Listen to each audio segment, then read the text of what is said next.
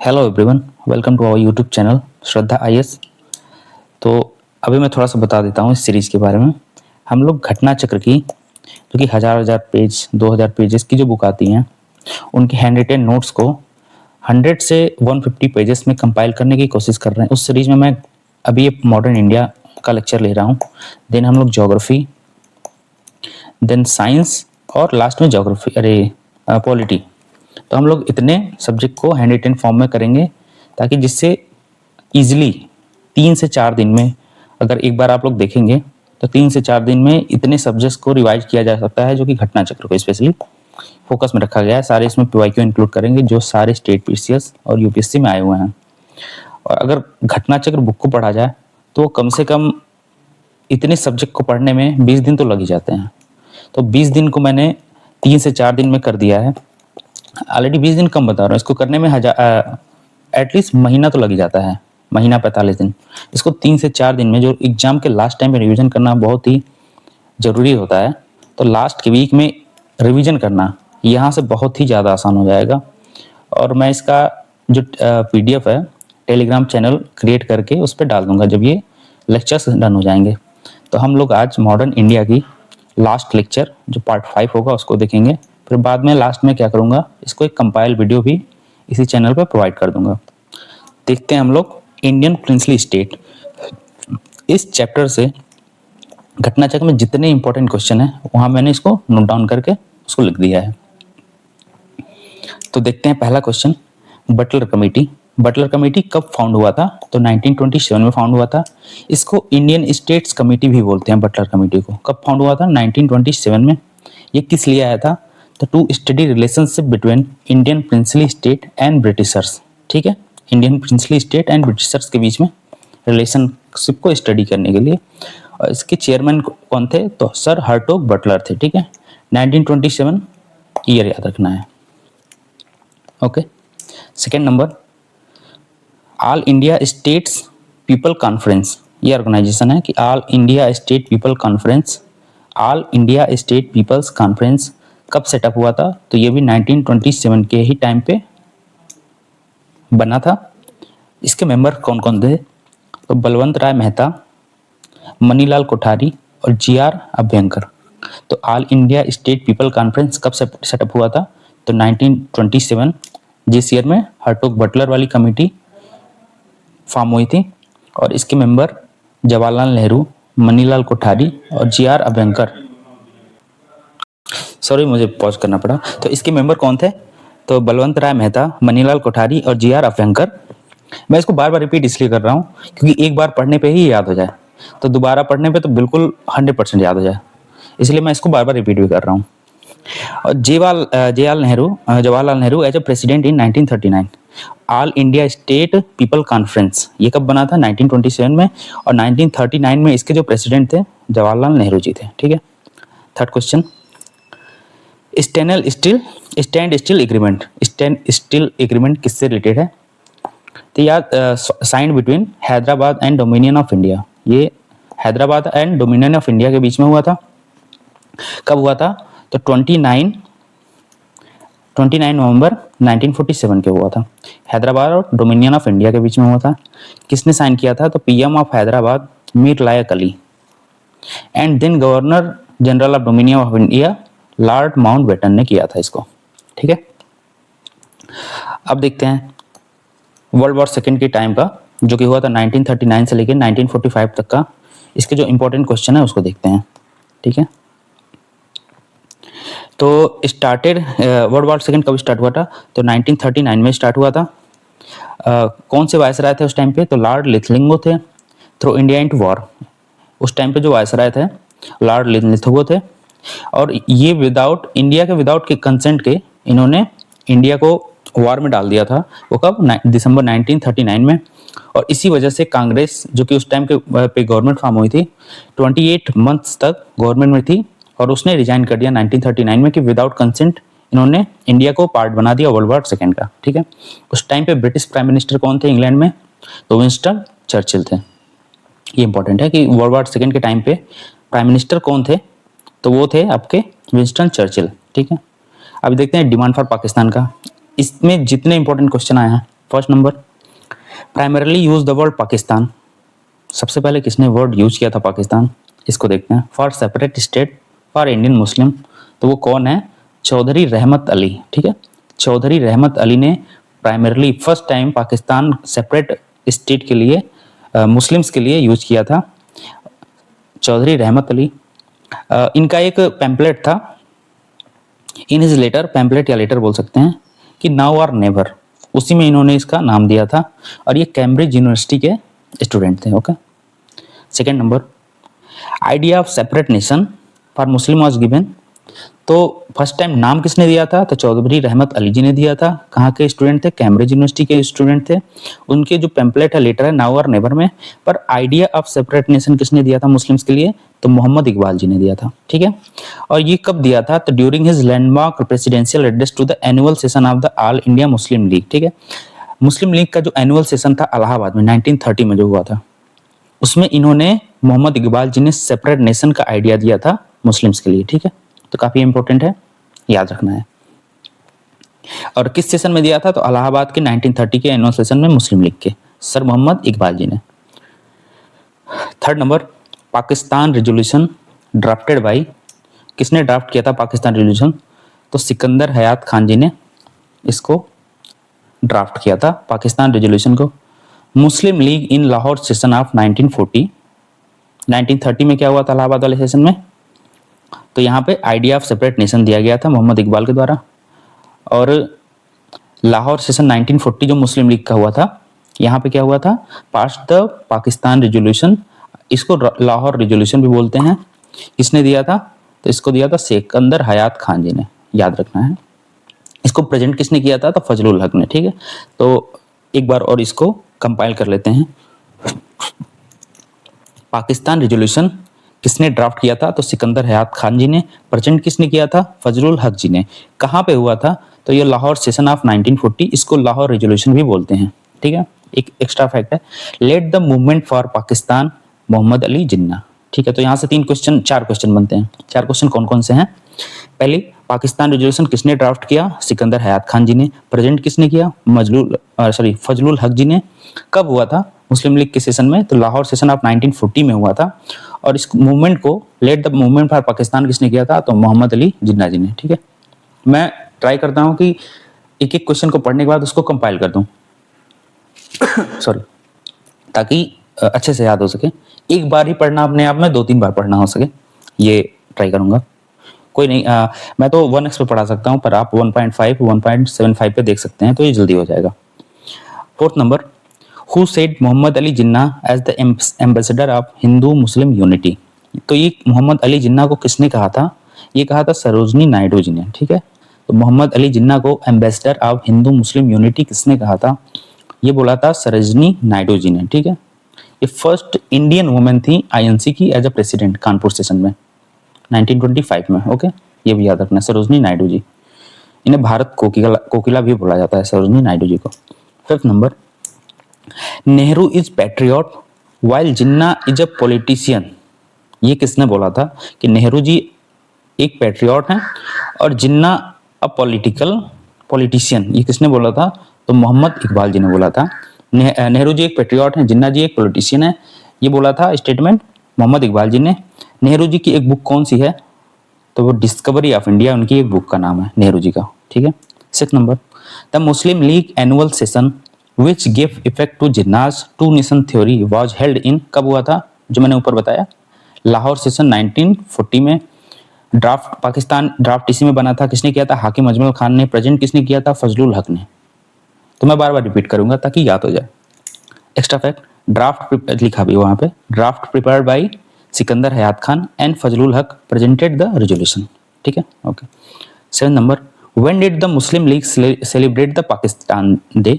तो पाकिस्तान डे कब सेलिब्रेट किया था मुस्लिम्स लीग ने। मुस्लिम लीग 1906 में बना था, इसके बारे में जानकारी 1906 में बना था। और इसके जो फर्स्ट सलीमुल्लाह खान जी के नेतृत्व में बना था, और इसके फर्स्ट प्रेसिडेंट कौन थे, आगा खां थे, ये याद रखना है।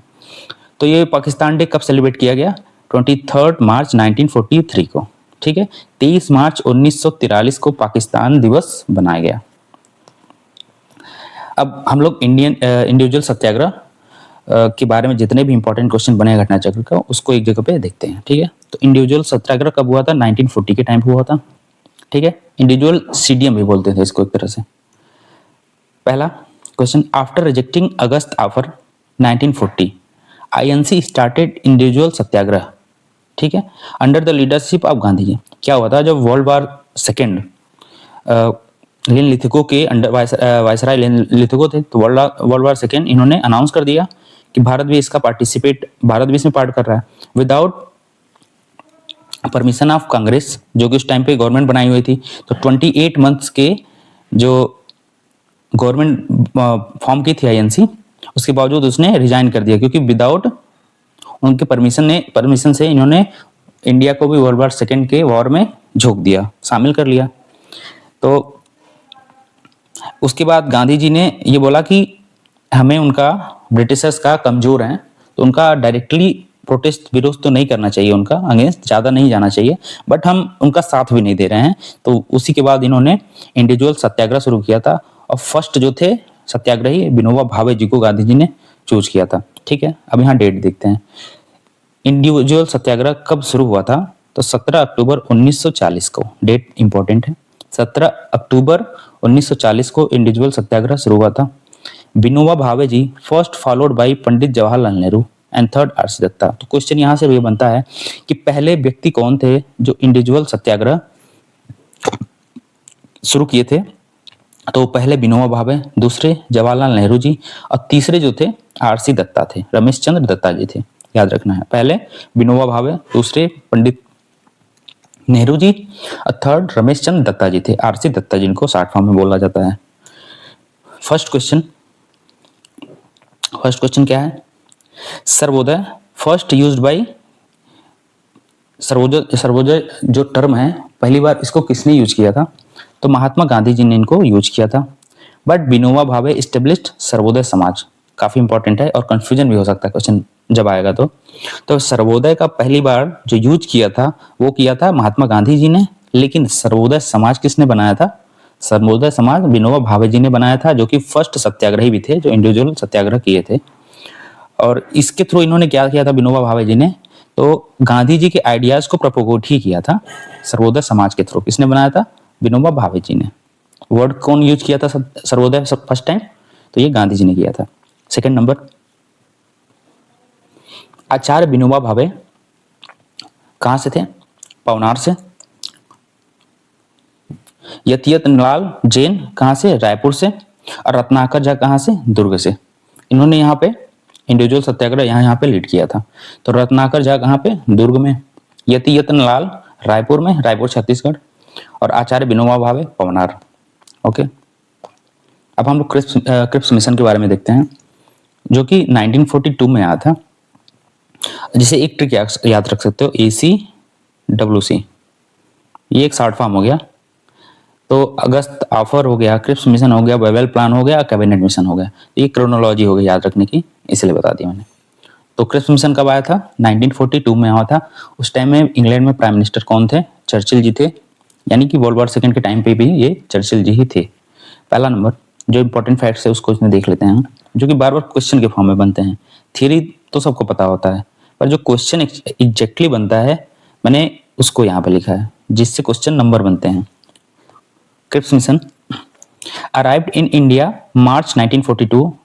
क्रोनोलॉजी के लिए ये मंथ याद करना है कि कब आया था? March 1942, to negotiate with Indian politician. ठीक है। Second number, who said the movement of Gandhi ji as political blackmail. ये किसने बोला था कि गांधी जी का जो मूवमेंट है वो एज अ पॉलिटिकल ब्लैकमेल है? तो वो लॉर्ड लिथिगो ने बोला था, उस टाइम पे जो वायसराय थे। और इनके बारे में एक इंपॉर्टेंट चीज है कि लॉन्गेस्ट सर्विंग वायसराय हैं, कब से? 1936 से 43 तक। ठीक है, तो ये कितने ईयर तक थे? तो 7 ईयर्स तक थे। लेकिन लिथिगो लॉन्गेस्ट सर्विंग वायसराय थे ये। ओके ओके, अब यहाँ देखते हैं हम लोग क्विट इंडिया मूवमेंट। ये QIM शॉर्ट फॉर्म है, क्विट इंडिया मूवमेंट। इसके बारे में जो भी क्वेश्चन जो कि इंपॉर्टेंट बने हैं घटना चक्र में, उसको देखते हैं। प्राइमरीली लॉन्च्ड कहाँ पे? तो बॉम्बे में, ग्वालियर टैंक मैदान भी उसको बोलते हैं। तो बॉम्बे में पहली बार ये शुरू हुआ था, और ये एक बहुत ही स्पॉन्टेनियस मूवमेंट था QIM। बोला जाता है कि गांधी जी के सारे जो मूवमेंट थे ना वो नॉन वायलेंट थे, पर क्विट इंडिया मूवमेंट में कुछ लेवल तक वायलेंस हुआ था। तो यही एक ऐसा मूवमेंट है गांधी जी का जिसमें थोड़े बहुत वायलेंस हुए थे, बाकी किसी में वायलेंस नहीं हुआ था। पहला number, 6 July 1942 the working committee of Congress कहाँ पे मिली थी? वर्धा में, गुजरात में। तो 6 जुलाई 1942 को वर्किंग कमेटी ऑफ कांग्रेस कहाँ पे मिली? वर्धा, गुजरात में। Mahatma Gandhi discussed for the first time his quit India movement under the presidency of Maulana Abul Kalam आजाद। तो हमें हमें पता है कि मौलाना अबुल कलाम आजाद जी 1940 से लेके 46 तक कंटिन्यूअस प्रेसिडेंट रहे थे आईएनसी के, और ये यंगेस्ट आईएनसी के प्रेसिडेंट भी रहे हैं 1923 के सेशन में एट एज ऑफ 35। तो मौलाना अबुल कलाम आजाद के लिए ये इंपॉर्टेंट फैक्ट है। ठीक है, फिर से देख लेते हैं कि 6 जुलाई 1942 को वर्किंग कमेटी ऑफ कांग्रेस की मीटिंग हुई। कहाँ हुई?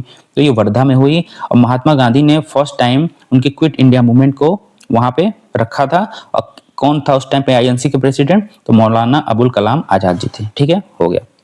Second number, commander in chief during quit India movement कौन था? तो लॉर्ड वेवेल थे।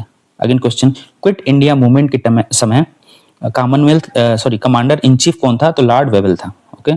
Third number, Gandhi ji call do और डाई, इसमें नारा इन्होंने दिया था कि डू और डाई, करो या मरो, क्योंकि यही फाइनल होगा। उन्होंने ये कहा था कि करो या मरो, यही लास्ट है मूवमेंट है, आप इसमें करो या मरो, इसका नारा इन्होंने गांधी जी ने उसमें दिया था। But before the movement was launched, Gandhi ji and other leader of Congress were imprisoned under operation zero hour. तो ये बनता है क्वेश्चन यहाँ पे कि ऑपरेशन जीरो आवर किससे रिलेटेड है? तो ये क्विट इंडिया मूवमेंट से रिलेटेड। इसमें क्या किया गया था? तो जितने अपर लेवल के लीडर्स थे जो कि क्विट इंडिया मूवमेंट स्टार्ट कर रहे थे, उनको गिरफ्तार कर लिया गया, सारे कांग्रेस लीडर को। Fourth number, Gandhi ji and Sarojini Naidu कहाँ पे जेल हुआ था इनको? तो आगा खां पैलेस, जो कि पूना में है। इंपॉर्टेंट है, गांधी जी सरोजनी नायडू को कहाँ पे जेल में डाला गया क्विट इंडिया मूवमेंट के टाइम पे? टाइम पे याद रखना है। तो आगा खां पैलेस, पूना में। ठीक है, अक्सर इनको इसी जेल में रखा जाता था। यरवदा जेल में भी रखा गया था एक बार, जब पूना पैक्ट हुआ था 24 सितंबर 1932 में। तो उस टाइम पे गांधी जी को पूना जेल, यरवदा जेल में थे। Fifth number, parties not support quit India movement. ठीक है, कौन कौन से पार्टी थे जो कि क्विट इंडिया मूवमेंट को सपोर्ट ही नहीं किए? तो वो थे Hindu Mahasabha, CPI, communist party of India and the unionist party of Punjab. ये 3 पार्टी ऐसे थे जिन्होंने क्विट इंडिया मूवमेंट को सपोर्ट नहीं किया था। तो वो कौन कौन थे एक बार और देख लेते हैं। Hindu Mahasabha, communist party of India CPI, the unionist party of Punjab. ये 3 पार्टी ऐसे थे जिन्होंने क्विट इंडिया मूवमेंट को सपोर्ट ही नहीं किया था। सरदार वल्लभ भाई पटेल जी ने तो किया ही होगा, क्योंकि ये हमेशा गांधी जी की रिस्पेक्ट करते थे, बातों को मानते भी थे। 6 number, quit India movement was reaction of, किसका रिएक्शन था क्विट इंडिया मूवमेंट? ऑप्शन में क्या क्या था हम देखते हैं। क्रिप्स मिशन 1942 मार्च में जो आया था, इसका रिएक्शन था, तो ये सही है। Threat of Japanese attack on India, तो वर्ल्ड वॉर सेकंड के टाइम पे जापान बिल्कुल इंडिया के पास तक आ गया था, तो वो भी एक माना जा सकता है कि वो भी एक रिएक्शन था। Third number, due to passing the proposal of August 1942 by AICC, तो ये भी बात सही है कि ऑल इंडिया कांग्रेस कमेटी ने अगस्त 1942 में प्रपोजल पास कर दिया था, तो ये भी सही है। ठीक है। 7 number, ran Congress radio during quit India movement. Underground radios भी उस टाइम पे क्विट इंडिया मूवमेंट के टाइम पे शुरू किए गए, जब सारे लीडर्स को बंद कर दिया गया, तो अंडरग्राउंड एक्टिविटी बहुत सारी चल रही थी। उसमें एक कांग्रेस रेडियो चल रहा था क्विट इंडिया मूवमेंट के टाइम। इसको किसने किया था? तो देखते हैं। Secretly broadcasting from the different parts of India which could be heard up to Madras. ठीक है, मद्रास तक।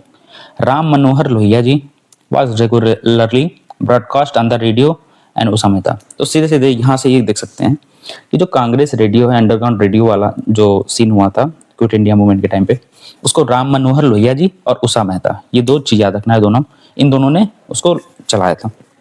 8 नंबर, ऑल इंडिया आजाद दस्ता एट बकरी का टापू। ठीक है, ऑल इंडिया आजाद दस्ता कहाँ पे? एट बकरी का टापू।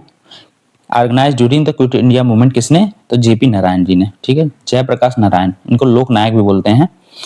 तो ऑल इंडिया आजाद दस्ता इन्होंने फाउंड किया था बकरी के टापू पे। ठीक है।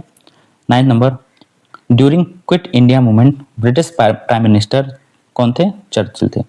तो क्विट इंडिया मूवमेंट के टाइम पे कौन थे प्राइम मिनिस्टर? चर्चिल थे। 42 से 45 तक रहे। बहुत ही नॉर्मल सा फैक्ट है, याद रखना है। ये क्वेश्चन बना हुआ है और कई बार बना हुआ है। 10 number, American publicist who was with Mahatma Gandhi during quit India movement. Quit India movement में कौन सा अमेरिकन पब्लिसिस्ट था? तो वो लुइस फिशर थे। ठीक है, अमेरिकन जर्नलिस्ट था ये। गांधी जी के कई सारे जो मूवमेंट हुए थे, जैसे एनसीएम हो गया, सीडीएम हो गया, इस टाइम पे कौन कौन से जो मेजर जर्नलिस्ट थे जिन्होंने इनको कवर किया था? तो ये भी क्वेश्चन मैचिंग में आ सकता है। ठीक है, तो उसको याद रखना है और कमेंट में भी बता सकते हैं कि जो सिविल डिसोबीडिएंट मूवमेंट हुआ था साल्ट सत्याग्रह, उसके टाइम पे कौन था और एनसीएम टाइम पे कौन कवर किया था, ये आप कमेंट में बता सकते हो। मैंने इसमें पार्ट 2 या 3 में ये दोनों को कवर किया हुआ है। लुइस फिशर ने महात्मा गांधी की बायोग्राफी भी लिखी थी। ठीक है, लुइस फिशर ने किस टाइम पे? क्विट इंडिया मूवमेंट के टाइम पे। ये अमेरिकन थे, पूछ सकता है ये कहाँ से थे, तो अमेरिकन थे।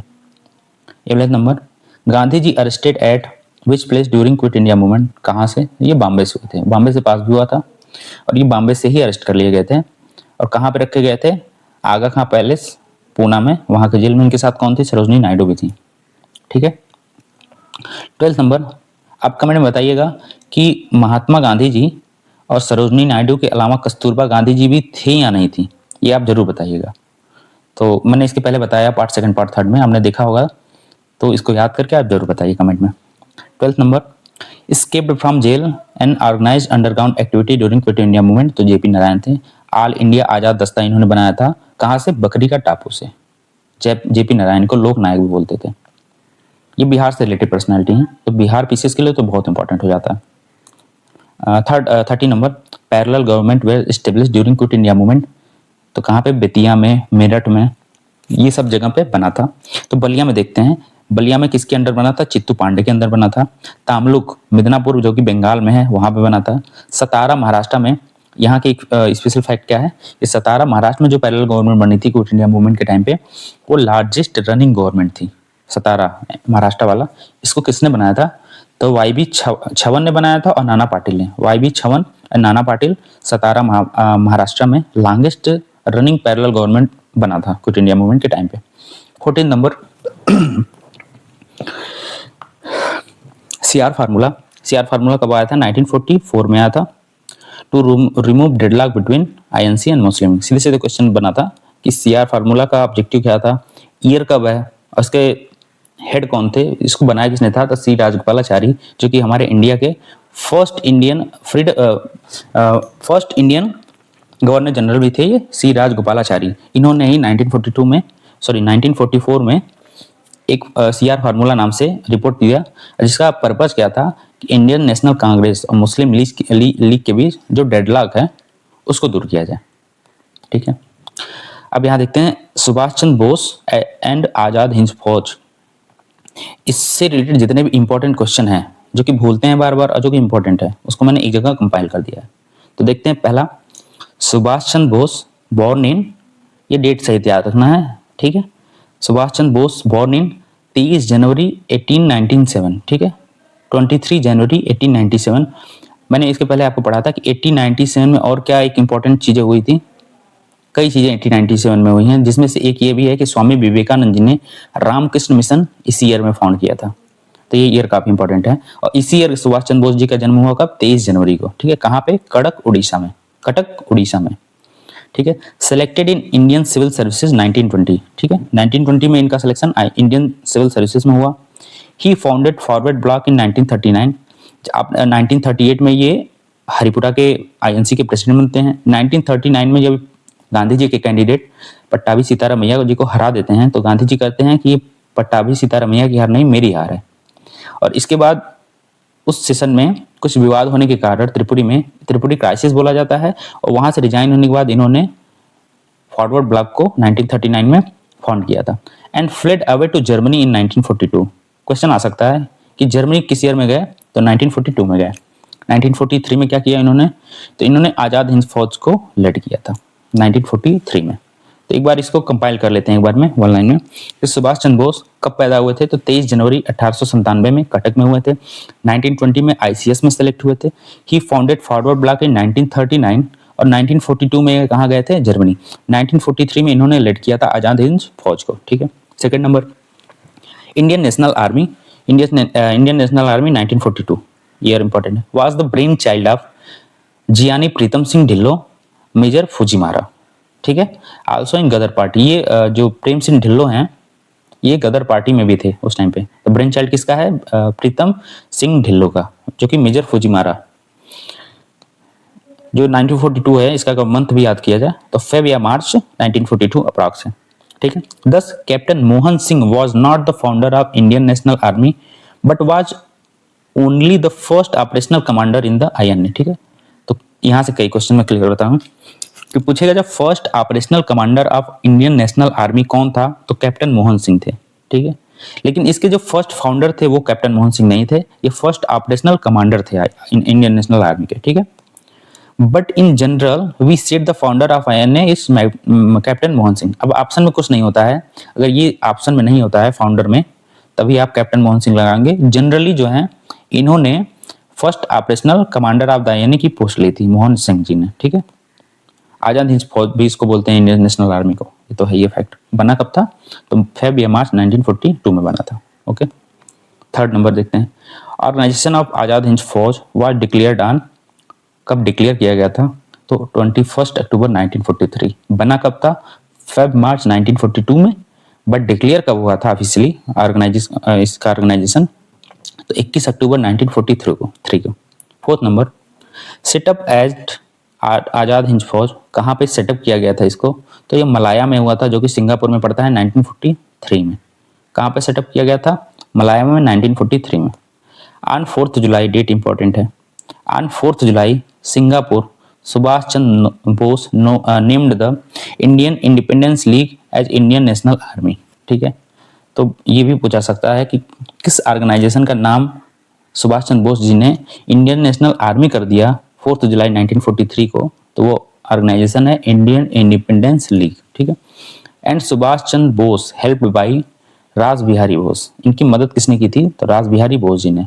एक है रास बिहारी घोष जी, घोष GHOSH, इन्होंने सूरत स्प्लिट जो 1907 को हुआ था जिसमें मॉडरेट एक्सट्रीमिस्ट अलग अलग हो गए थे, उसको लीड किसने किया था, तो रास बिहारी घोष जी ने, ठीक है। ये रास बिहारी बोस जी हैं जो कि सुभाष चंद्र बोस जी की मदद किए थे, ठीक है। आजाद हिंद फौज का हेडक्वार्टर कहाँ पे था, तो ये रंगून में था, ठीक है। रंगून म्यांमार में है, आई गेस रंगून म्यांमार में है। Fifth number, Subhash Chandra Bose as देश नायक, इसको इनको देश नायक किसने बोला था। जो टाइटल्स दिए गए हैं इंडियन नेशनल फ्रीडम के टाइम पे वो टाइटल्स भी बहुत इंपॉर्टेंट हैं। क्या इनको टाइटल मिला है, किसको मिला है, कौन दिया है, ये दोनों इंपॉर्टेंट होते हैं। तो सुभाष चंद्र बोस जी को देश नायक किसने बोला है, रविन्द्रनाथ टैगोर जी ने बोला है। रविन्द्रनाथ टैगोर जी ने अपनी नाइटहुड की उपाधि, जो टाइटल मिला था नाइटहुड की, जब जलियांवाला बाग मस्केर हुआ था इन्होंने अपनी टाइटल छोड़ दिया था। शंकरन नायर ने जलियांवाला बाग मस्केर हुआ था तो जो वायसराय की एग्जीक्यूटिव काउंसिल है उसमें से उन्होंने रिजाइन कर दिया था। तो बहुत सारे ने अलग अलग चीजें काम किया था अलग अलग टाइम पे। महात्मा गांधी कॉल्ड हिम, सुभाष चंद्र बोस को पैट्रियट ऑफ पैट्रियट, ठीक है, देशभक्तों का देशभक्त। इन्होंने स्लोगन क्या दिया था, जय हिंद, तुम मुझे खून दो मैं तुम्हें आज़ादी दूंगा, ये भी सुभाष चंद्र बोस जी ने ही दिया है। 6 नंबर, आज़ाद हिंद फौज डे कब मनाया गया था, तो 12 नवंबर 1945 को। आज़ाद हिंद फौज डे कब मनाया गया, 12 नवंबर 1945, डेट इंपॉर्टेंट है 12 नवंबर 1945। 7 number, soldier of Azad Hind Fauj was sentence to 7 year imprisonment, कौन थे वो, तो राशिद अली थे जिनको 7 साल का इम्प्रिजमेंट मिला था। अगेन अलग से फैक्ट देखते हैं, प्रेम सहगल, शहनवाज और गुरदयाल सिंह, ठीक है, ये तीन जो थे ये 3 कम्युनिटी से, प्रेम सहगल, शहनवाज और गुरदयाल सिंह, ये अरेस्ट कर लिए गए। The defence of INA prisoners taken by भूला भाई देसाई, ये पूछा हुआ क्वेश्चन है कि किसने आईएनए प्रिजनर्स को डिफेंस किया था, तो भूला भाई देसाई, तेज बहादुर सप्रू, किरण काटजू, नेहरू और Asaf Ali appeared in the court of red fort trial. तो जो आईएनए का डिफेंस किया था और आईएनए के जो सैनिक थे वो गिरफ्तार कर लिए गए थे उसको इम्पोर्टेंट किस नाम से जाना जाता था, रेड फोर्ट ट्रायल्स के नाम से जाता था, जो कि दिल्ली में हुआ। कब हुआ था? 1945 में। किसने इसको लेड किया था? भोला भाई देसाई ने। मेंबर्स कौन कौन थे? सप्रू थे, केन काटजू, नेहरू, आसफ अली कोर्ट में अपीयर हुए थे एज अ मेंबर। किन किन को ये अरेस्ट किया गया था? तो प्रेम सहगल, शाहनवाज और गुरदयाल सिंह। 7 साल की इम्प्रिजमेंट किसको हुई थी? राशिद अली जी को। ठीक है, अब देखते हैं cabinet mission. Cabinet mission 1946 option आता है कि कैबिनेट मिशन ने पाकिस्तान रेजोल्यूशन को, जो कि पाकिस्तान बनना था, उसको एक्सेप्ट कर लिया था, तो नहीं किया था। कैबिनेट मिशन ने नहीं किया था, 1946 में आया था। देखते हैं यहाँ पे 26 जुलाई 1945 क्या हुआ था? Clement Attlee became PM of Britain. ठीक है, इसके नेक्स्ट ईयर फेब 19 को क्या हुआ? 1946 में secretary of state sir Pethick Lawrence announce the dispatch of cabinet mission for constitutional reform. ठीक है, कैबिनेट मिशन भेजा गया कॉन्स्टिट्यूशनल रिफॉर्म के लिए। फिर उसके बाद 24 मार्च को, कुछ दिन नेक्स्ट मंथ, उसके 6 फेब के नेक्स्ट मंथ 24 मार्च 1946 में दिल्ली पहुंच गया आफ्टर वर्ल्ड वॉर सेकेंड। ठीक है, फर्स्ट नंबर डिसाइडेड बाई, जो कैबिनेट मिशन है 1946 में बना, इसको कौन कौन हेड किया था? तो sir Pethick Lawrence secretary of state थे, स्टेफोर्ड क्रिस्ट ये कि प्रेसिडेंट भी थे इसके, और एवी अलेक्जेंडर, ये तीनों मेंबर का नाम आता है। Pethick Lawrence, Stafford Cripps, sorry ये president of board of trade थे। ठीक है, स्टेफोर्ड क्रिप्स इसके प्रेसिडेंट नहीं थे, ये बोर्ड ऑफ ट्रेड के प्रेसिडेंट थे। और एवी अलेक्जेंडर, पैथिक लॉरेंस इसके थे सेक्रेटरी ऑफ स्टेट जो थे इसके मेन थे। Second number cabinet mission 1946 proposed 3 tyre polity for India. क्या रिकमेंड किया था? 3 टायर पॉलिटी, 3 टायर सिस्टम कि 3 लेवल पर गवर्नमेंट्स बनेंगे इंडिया के लिए, कैबिनेट मिशन ने किया था। और इसने पाकिस्तान को एक्सेप्ट नहीं किया था, याद रखना है, इसने पाकिस्तान को एक्सेप्ट नहीं किया था। मेंबर्स कौन थे? पैथिक लॉरेंस थे, सेक्रेटरी ऑफ स्टेट थे वो, स्टेफोर्ड क्रिप्स और AV Alexander. Third number which Congress president negotiated with both Cripps mission and Lord Wavell. मैंने बताया था कि ACWC ये एक शॉर्ट फॉर्म हो गया, August offer, Cripps mission, Wavell plan और कैबिनेट मिशन, ये क्रोनोलॉजी हो गई एक तरह से। तो किसने था जो क्रिप्स मिशन और वेवल, जो लॉर्ड वेवल का वेवल प्लान आया था, उन दोनों को नेगोशिएट किया था? तो अबुल कलाम आजाद जी ने। ये 1940 से 1946 तक INC के प्रेसिडेंट रहे हैं, और ये सबसे यंगेस्ट भी थे जो कि INC के प्रेसिडेंट बने थे। अब यहाँ देखते कॉन्स्टिट्यूएंट असेंबली, जो संविधान सभा था, उसके बारे में जो इंपॉर्टेंट फैक्ट है क्या क्या है कि first number idea of constitution किसने दिया था? तो 1934 बाई MN रॉय ने दिया था पहली बार। MN रॉय ने 1934 में दिया था, और 1936 फैजपुर सेशन ऑफ कांग्रेस में भी आइडिया ऑफ कॉन्स्टिट्यूशन दिया गया था। Second number constituent assembly that framed India's constitution was set up under the cabinet mission plan। ठीक है, तो कैबिनेट मिशन प्लान में क्या क्या किया गया था एक बार और कंपाइल कर लेते हैं, याद ही होगा, नुकसान तो करेगा नहीं। कैबिनेट मिशन 1946 में पाकिस्तान को एक्सेप्ट नहीं किया गया था। ठीक है, इसके जो 3 मेंबर थे कौन कौन थे? पैथिक लॉरेंस जो सेक्रेटरी ऑफ स्टेट थे, इसके हेड थे, स्टेफोर्ड क्रिप्स और एवी अलेक्जेंडर इसके जो 3 मेंबर थे। ठीक है, इसने क्या किया था कैबिनेट मिशन ने? तो 3 टायर पॉलिटी इंडिया के लिए रिकमेंड किया था। और एक चीज यहाँ पे था कि कैबिनेट मिशन प्लान जो था 1946 था, का कॉन्स्टिट्यूएंट असेंबली जो बनी थी इसी के अंडर बनी थी, कैबिनेट मिशन प्लान के अंदर। ठीक है, ये इतने फैक्ट्स कैबिनेट मिशन के इंपॉर्टेंट है, क्योंकि चाहे स्टेटमेंट फॉर्म में या डायरेक्ट फॉर्म में कैसे भी बना जा सकता है। ठीक है, बाद में इसके क्या करूंगा कि एक मैं एक बूस्टर मास्टर सीरीज करके कोई लेते आऊँगा, जिसमें एंशिएंट, मेडिवल, मॉडर्न का 2-2, 3-3 घंटे का क्लास होगा, जिसमें मैं क्रोनोलॉजी, स्टोरी, कंसेप्ट एक वे में खत्म कर दूंगा, जिससे आप ये 5-6 घंटे का लेक्चर जो है घटना चक्र का, ये वो 2 से 3 आवर का वो देख लेंगे, तो 95% क्वेश्चन यहीं से होंगे अगर उन दोनों को आपने कर लिया तो वो मैं अभी इसके बाद लेके आऊँगा। पहले ये घटना चक्र खत्म हो जाएगा तभी। चलिए, आइडिया ऑफ कॉन्स्टिट्यूशन देख लिया कि 1931 में पहली बार MN रॉय ने शुरू किया था, और फैजपुर सेशन ऑफ कांग्रेस 1936। मैं बार बार रिपीट इसीलिए कर रहा हूँ कि यहीं याद हो जाए, बार बार पढ़ने की जरूरत ना हो, वीडियो देखे तो ये याद हो जाए कि ऑप्शन आए एग्जाम में तो वो हो जाए सही। ठीक है, constituent assembly that form India's constituent कब सेटअप हुआ था? तो कैबिनेट मिशन 1946 के through.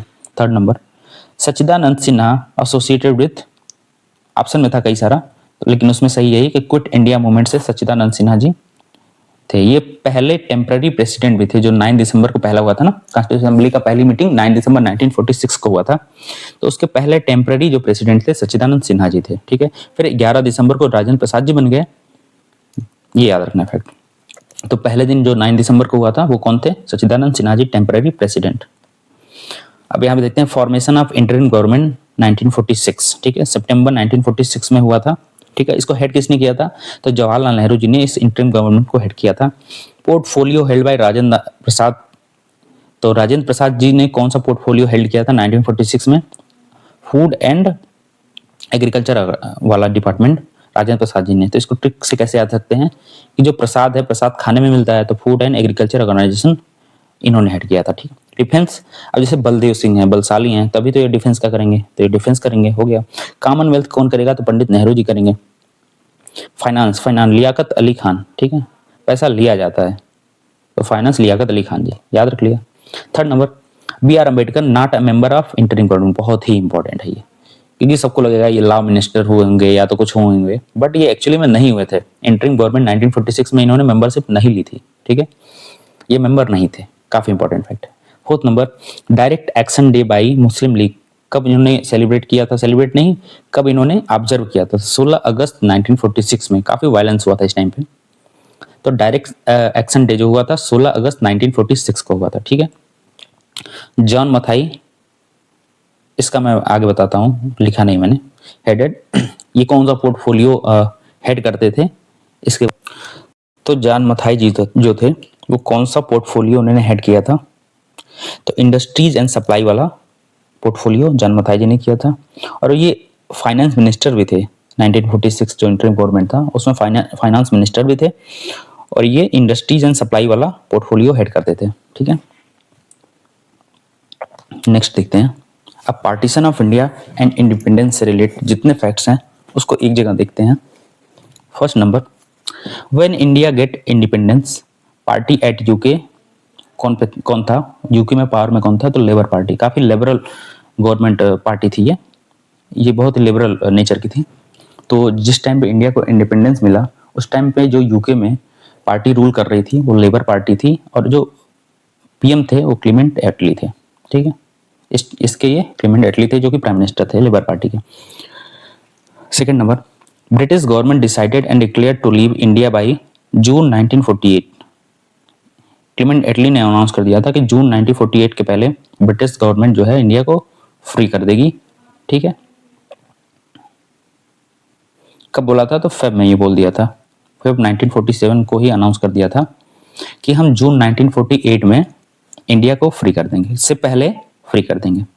Third number, British monarch at that time कौन था? तो जॉर्ज सिक्स था, ठीक है। जॉर्ज पंचम कब आए थे? फिफ्थ।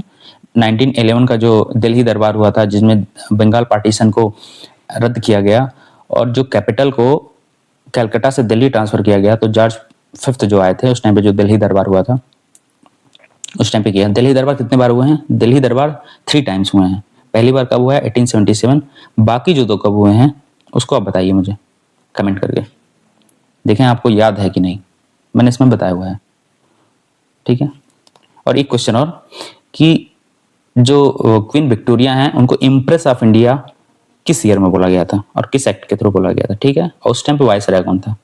आप ये बताइएगा कमेंट बॉक्स में, देखते हैं। नेक्स्ट क्वेश्चन देखते हैं, British parliament pass the Indian independence act कब? जुलाई 1947 में। और केम इनटू फोर्स कब आया था? तो जुलाई 18, 1947। ये दोनों इंपॉर्टेंट है क्योंकि इंडिया का इंडिपेंडेंस की बात की गई है। तो एक्ट कब बना, पास कब किया गया? जुलाई 1947 में। अब फोर्स में कब आया? 18 जुलाई 1947। क्रोनोलॉजी में ये डेट आ सकता है, तो जुलाई 18, 1947 को, okay. Last opportunity to avoid the partition of India was lost with the rejection of cabinet mission. इन्होंने पाकिस्तान को as a separate country accept नहीं किया था और इसी के साथ पार्टीशन ऑफ इंडिया को कि नहीं होगा उसको लूज कर दिया गया था इससे कैबिनेट मिशन के द्वारा, ठीक है। 6 number, chairman of Congress session of Delhi were in resolution of divided India जो पास्ट कब? 14 जून 1947 को आईएनसी का सेशन जो कि दिल्ली में हुआ था उसमें डिवाइडेड इंडिया का रेजोल्यूशन को पास किया गया था। उसको हेड किसने किया था? तो JB कृपलानी। क्वेश्चन बनता है कि इंडियन इंडियंस इंडियंस को फ्रीडम मिला था उस टाइम पे हेड कौन थे आईएनसी के? तो जेबी कृपलानी जी थे। 7 number, all India Congress committee held in new Delhi in 1947 Abul Kalam Azad ji के हेड में। ठीक है, तो जो आईएनसी का सेशन हुआ था तो उसको हेड किया था जेबी कृपलानी जी ने, पर ऑल इंडिया कांग्रेस कमेटी की जो न्यू दिल्ली में 1947 में हुआ था उसको हेड किया था अबुल कलाम आजाद जी ने। इन्होंने 1940 से 46 तक भी आईएनसी का हेड किया था। 8 number, who took the passing of a resolution on the partition in the meeting of the Congress committee? Who took the passing of a resolution on the partition in the meeting of the Congress committee 1947 as a surrender of nationalism in favor of communalism? तो ये किसने बोला था, किसने कहा था? तो doctor Kitchlu जी ने बोला था कि surrender of nationalism in the favour of communalism. कहाँ के? तो कांग्रेस कमेटी के 1947 कि जो सेशन में पास हुआ था पार्टीशन, उसमें इन्होंने बोला था किचलू जी ने। ये वहाँ से रिलेटेड है। तो सत्यपाल और डॉक्टर किचलू को जब गिरफ्तार कर लिया गया था तो इनके अगेंस्ट में अमृतसर के जलियांवाला बाग में लोगों ने मीटिंग रखी थी।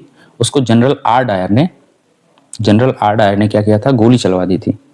तो वो जलियांवाला बाग मैसेकर 13 अप्रैल 1919 को हुआ था। तो ये वही डॉक्टर किचलू हैं। ठीक है। 9 number, in meeting of all India committee on June 14 to 15 1947 voted against the partition of India. किसने किया था? तो खान अब्दुल गफ्फार खान। इनको सीमांत गांधी भी बोला जाता था। खुदाई खिदमतगार नॉर्थ वेस्ट फ्रंटियर प्रोविंस में ये काफी एक्टिव हुआ करते थे उस टाइम पे। ठीक है, तो सीधे एक बार कंपाइल कर लेते हैं इसको फैक्ट को कि ऑल इंडिया कमेटी जो कि जून 14 से 15 को हुआ था 1947 में, पार्टीशन ऑफ इंडिया के अगेंस्ट में किसने वोट किया था? तो अब्दुल गफ्फार खान जी ने किया था। Okay. 10 number, who sang Hindustan Hamara of Iqbal and Jana Gana Mana in central assembly at midnight of 14 से 15 अगस्त 1947? तो M S Subbulakshmi ji. क्या इन्होंने किया था कि हिंदुस्तान हमारा ऑफ इकबाल। तो हो सकता है हिंदुस्तान हमारा किसने लिखा था? तो इकबाल जी ने लिखा था। एंड जनगणमन सेंट्रल असेंबली में मिडनाइट में 14 से 15 अगस्त को किसने गाया था? तो एम एस सुब्बा लक्ष्मी जी ने गाया था। 11 number, last viceroy of India कौन थे? लॉर्ड माउंटबेटन थे। ठीक है, ये तो सबको पता होगा। 12 number, who represented INC in partition council by Lord Mountbatten? ठीक है, किसने पार्टीशन काउंसिल में आईएनसी को रिप्रेजेंट किया था? तो जवाहरलाल नेहरू और सरदार पटेल जी ने पार्टीशन काउंसिल में हेड किया था आईएनसी को, जवाहरलाल नेहरू और सरदार पटेल जी ने। 13 number, Indian nationalism was the child of British rule said by R Coupland. काफी यूनिक फैक्ट है कि Indian nationalism was the child of British rule. ये किसने कहा था? आर कोपलैंड ने बोला था। 14 number, the most notable achievement of the British rule was the unification of India. KM. Panicker ये बोलते हैं। क्या होता है कि कोई भी जब बाद में हिस्ट्री लिखा जाता है तो सबके कुछ ना कुछ विचार होते हैं, कुछ थॉट्स होते हैं। तो हिस्ट्री या ज्योग्राफी या किसी भी सब्जेक्ट में थॉट हो सकते हैं। तो कभी कभी उन थॉट्स पे भी क्वेश्चन बनते हैं कि ये चीज़ किसने कहा था। तो ये दोनों थॉट जो है इंपॉर्टेंट है कि जो इंडियन नेशनलिज्म है वो ब्रिटिश रूल का ब्रेन चाइल्ड है, जो कि उनका चाइल्ड है, तो आर कोपलैंड ने बोला। और ब्रिटिश रूल का जो नोटेबल अचीवमेंट क्या है वो यूनिफिकेशन ऑफ इंडिया है, ये पनिक्कर जी ने बोला था। तो ये सब फैक्ट है। नाउ अब हम लोग देखते हैं कॉन्स्टिट्यूशनल डेवलपमेंट इन इंडिया। ठीक है, इंडिया में कॉन्स्टिट्यूशनल डेवलपमेंट किस तरह से हुए थे तो उसको देखते हैं। तो इंडिया के कॉन्स्टिट्यूशनल डेवलपमेंट को दो पार्ट में डिवाइड किया गया। ठीक है, एक 1773 से लेके 1857 तक जो कि कंपनी रूल, इस फेज को कंपनी रूल बताते हैं। और दूसरा 1858 से लेके 1947 तक इसको क्राउन रूल बोलते हैं। क्योंकि जब 1857 का जब रिवोल्ट हुआ था तो उस टाइम पे good government of India act आया था, government of good act, good government 1858 में आया था, जबकि वो 1857 का रिवोल्ट हुआ था। तो तब से ये डायरेक्ट क्राउन के रूल में आ गया था आफ्टर 1857 रिवोल्ट। उसके पहले क्या हुआ था? तो सीधे कंपनी रूल करती थी। तो कॉन्स्टिट्यूशनल डेवलपमेंट दो फॉर्म में आया था। ठीक है, कौन कौन से आए थे देखते हैं। रेगुलेटिंग एक्ट 1773 आया था, फिर से 1793 आया था। ठीक है, फिर से 1909 का गवर्नमेंट ऑफ इंडिया एक्ट आया था, 1919 का आया था गवर्नमेंट ऑफ इंडिया एक्ट। ठीक है, देन आया था, सॉरी मैं आगे बढ़ गया, 1773 का एक्ट आया था, फिर से 1793 का एक्ट आया था, रेगुलेटिंग एक्ट आया था, फिर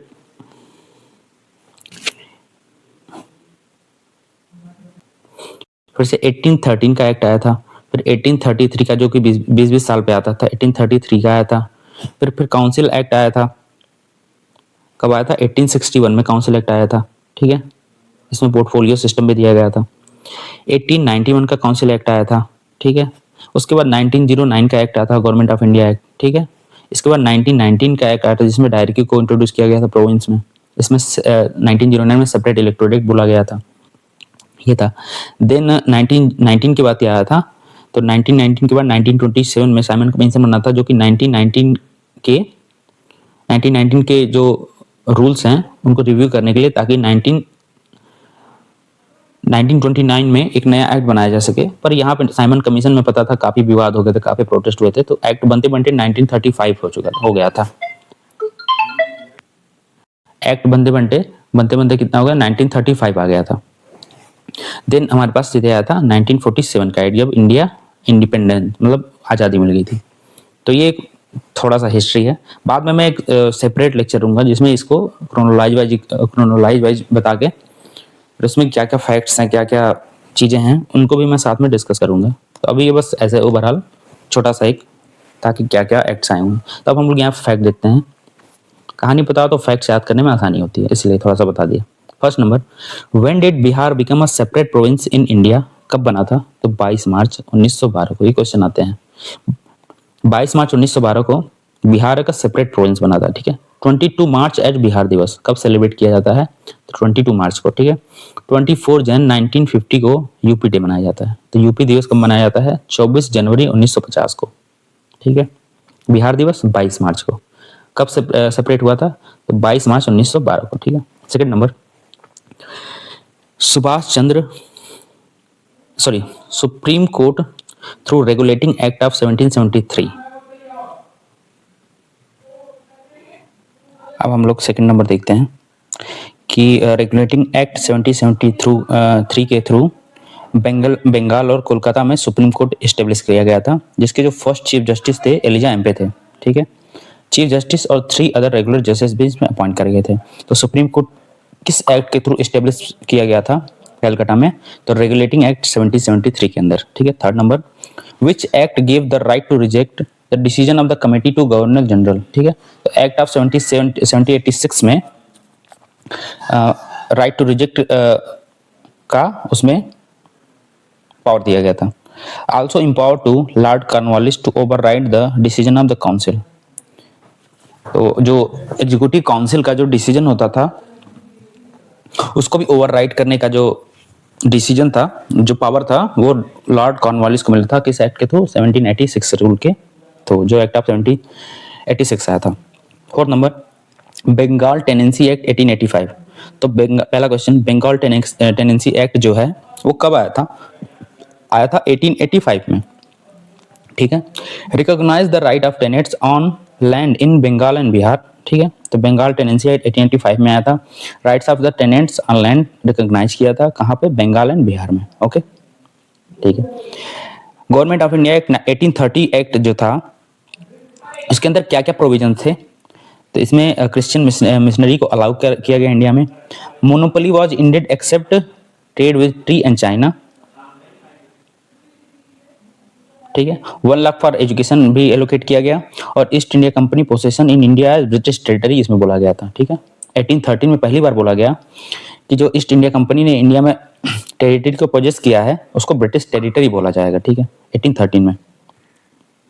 एक बार और देख लेते हैं 1813 में क्या क्या हुआ था। तो एजुकेशन के लिए 1 लाख रुपया दिया गया था। फिर से monopoly was ended except trade with tea and China. इसके अलावा सारी मोनोपोली खत्म कर दी गई थी कि trade with tea and China के साथ क्रिश्चियन मिशनरी को अलाउ किया गया कि वो रिलीजन को प्रोपोगेट कर सकें। और ब्रिटिश टेरिटरी बोला गया first time. East India company जितने भी टेरिटरी को एक्वायर किया था उस टाइम पे 1813 में, उनको ब्रिटिश टेरिटरी का नाम दिया गया, ठीक है। 6 number, the revenue of India was controlled by British parliament. तो पिट्स इंडिया एक्ट 1784 के थ्रू क्या हुआ था? जो रेवेन्यू ऑफ इंडिया था उसको कौन कंट्रोल करने लगा? British parliament. पिट्स इंडिया 1784 के थ्रू, ठीक है। रेवेन्यू ऑफ इंडिया को कौन कंट्रोल करने लगा? British parliament through पिट्स India act 1784 को। 7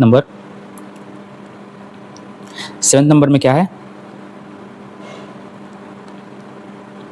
which recommends the ICS exam simultaneously in India and England to Montagu Chelmsford reform. जो Montagu Chelmsford reform 1919 का था, ICS एग्जाम को, इंडियन सिविल सर्विसेज एग्जाम को एक साथ इंडिया और इंग्लैंड में कराने का प्रपोजल दिया था। और ये हुआ कब था? 1922 में पहली बार हेल्ड हुआ था इलाहाबाद में 1922 में। और द आइसन कमीशन सबमिट रिपोर्ट इन 1887, ठीक है। Aitchison committee submit is reports in 1887। This committee oppose simultaneous exam of ICS, इसको इसने अपोज किया था, जो आइसन कमिटी 1887 में आया था, ठीक है। तो इसका ईयर भी इंपॉर्टेंट है, ये किससे रिलेटेड है ये भी इंपॉर्टेंट है। 1887 में आया था और इसने अपोज किया था इस रिकमेंडेशन का कि एक साथ एग्जाम हो इंडिया और वहाँ पे, ठीक है। 6 number, charter act 1853, charter act 1853 provided that the competitive exam for civil services, तो इसने ही रिकमेंड किया था 1853 के तहत पे हुआ था सिविल सर्विसेज का एग्जाम कंपटीशन वाला। Also created the first time of functioning legislative council in India, ठीक है। तो क्वेश्चन कैसे बनेगा कि the first time of functioning legislative council किस एक्ट के थ्रू बना? तो 1853 के एक्ट के थ्रू बना। और competitive exam for civil services किसने रिकमेंड किया था? तो चार्टर एक्ट ऑफ 1853, ठीक है। पहली बार साइमल्टेनियसली इंडिया और इंग्लैंड में कब एग्जाम हुआ था ICS का? तो मॉन्टेग्यू चेम्सफोर्ड 1990 में।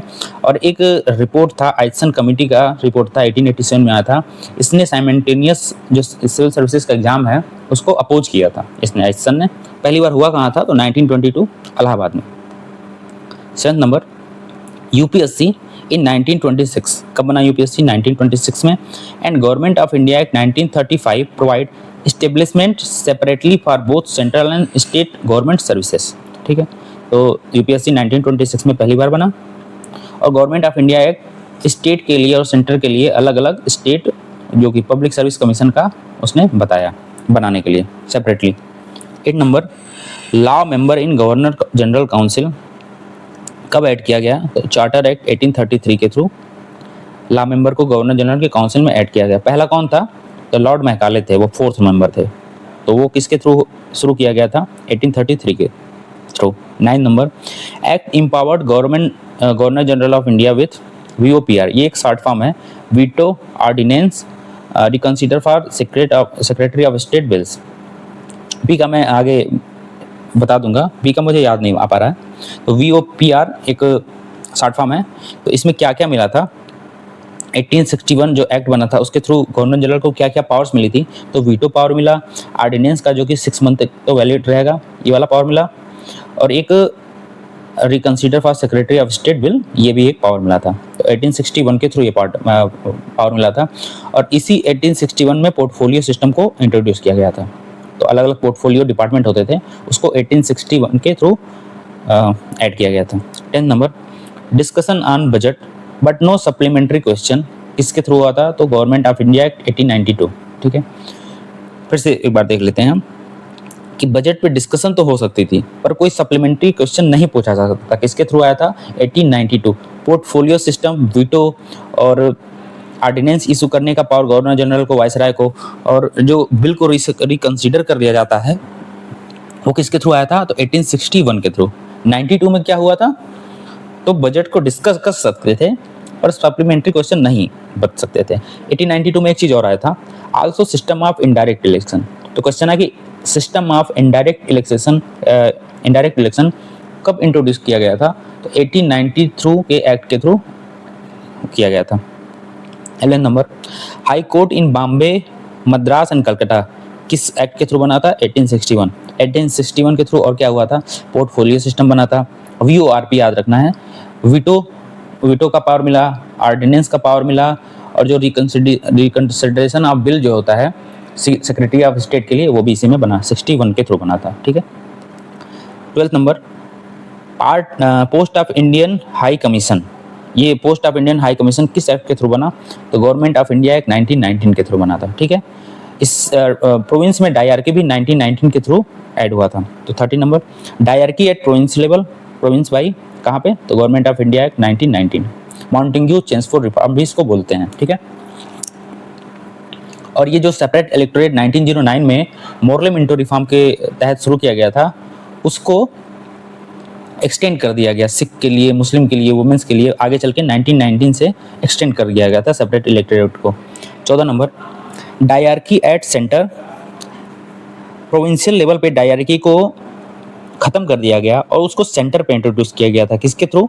तो गवर्नमेंट ऑफ इंडिया एक्ट 1935 के थ्रू। इसमें और क्या क्या इंपॉर्टेंट फैक्ट्स हैं? ऑल इंडिया फेडरेशन इसके थ्रू बना था 1935 एक्ट के। इंट्रोड्यूस प्रोविंशियल ऑटोनॉमी, इसमें प्रोविंसेस को ऑटोनॉमी दी गई थी, all India act government of India act 1935 के थ्रू। और ये किसके रिकमेंडेशन पे बना था? तो जो साइमन कमीशन नवंबर 1927 में अपॉइंट हुआ था। इंडिया में पहली बार कब आया था? 3 फेब 1928 में आया था, और वो भी बॉम्बे में पहली बार आया था साइमन कमीशन। तो इसी के रिकमेंडेशन के थ्रू गवर्नमेंट ऑफ इंडिया 1935 बना था, ठीक है। इसी एक्ट के थ्रू वर्मा को भी सेपरेट किया गया था 1935 के थ्रू, ठीक है। मैं एक कंपाइल वीडियो कॉन्स्टिट्यूशन डेवलपमेंट का लूँगा, तो इसमें ये सारे फैक्ट एक जगह पे एक साथ हो जाएंगे। अभी क्या कर रहे हैं, अभी जो बहुत ही इंपॉर्टेंट क्वेश्चन है, जो कि बिल्कुल ही चांस है कि वो रिपीट करेंगे एग्जाम में, हर बार होते भी हैं, किसी भी ईयर का आप पेपर ले लो, तो उसको मैं भी कर रहा हूँ, वो ज़्यादा जरूरी है करना। Set to government of India act 1935 that is a car which has a brake but no engine. ये किसने बोला था? जवाहरलाल नेहरू ने बोला था कि a car which has a brake but no engine, ठीक है। अ कार है जिसके पास ब्रेक तो है पर इंजन ही नहीं है, इसको बोला था जवाहरलाल नेहरू जी ने। किस एक्ट को? 1935 के एक्ट को, ठीक है। एक बार वो देख लेते हैं 1935 के एक्ट में क्या क्या बहुत इंपॉर्टेंट चीज़ हुई थी। तो प्रोविंस से, जो प्रोविंसेस थे वहाँ से डायरकी को अबॉलिश करके वो सेंटर पे इंट्रोड्यूस किया गया, जो डायरकी है। प्रोविंसेस को ऑटोनॉमी मिल गई, ऑल इंडिया फेडरेशन बनाया गया गवर्नमेंट इंडिया के थ्रू, बर्मा को भी सेपरेट किया गया इसी के थ्रू, और रिजल्ट ऑफ साइमन कमीशन है ये तो पता ही है सबको, ठीक है। जवाहरलाल नेहरू ने और क्या कहा, और क्या रिजेक्ट किया? Also reject during INC session 1936 इन लखनऊ प्रेसिडेंट। ये लखनऊ में जो 1936 का सेशन हुआ था वहाँ पे इन्होंने हेड किया था। And also said charter of slavery to this act, okay. इसको चार्टर ऑफ स्लेवरी भी बोला था इस एक्ट को। एक बार वो कंपाइल कर लेते हैं, कोई बात नहीं, जितनी बार पढ़ें उतना ही अच्छा है। गवर्नमेंट ऑफ इंडिया के बारे में जवाहरलाल नेहरू जी ने क्या बोला कि ये एक ऐसा कार है जिसमें ब्रेक तो है पर इंजन नहीं है, ठीक है। उसके नेक्स्ट ईयर 1936 में INC का सेशन होता है लखनऊ में, जिसको हेड जवाहरलाल नेहरू जी ही करते हैं, और इसको एक चार्टर ऑफ स्लेवरी नाम दिया 1935 के एक्ट को, okay.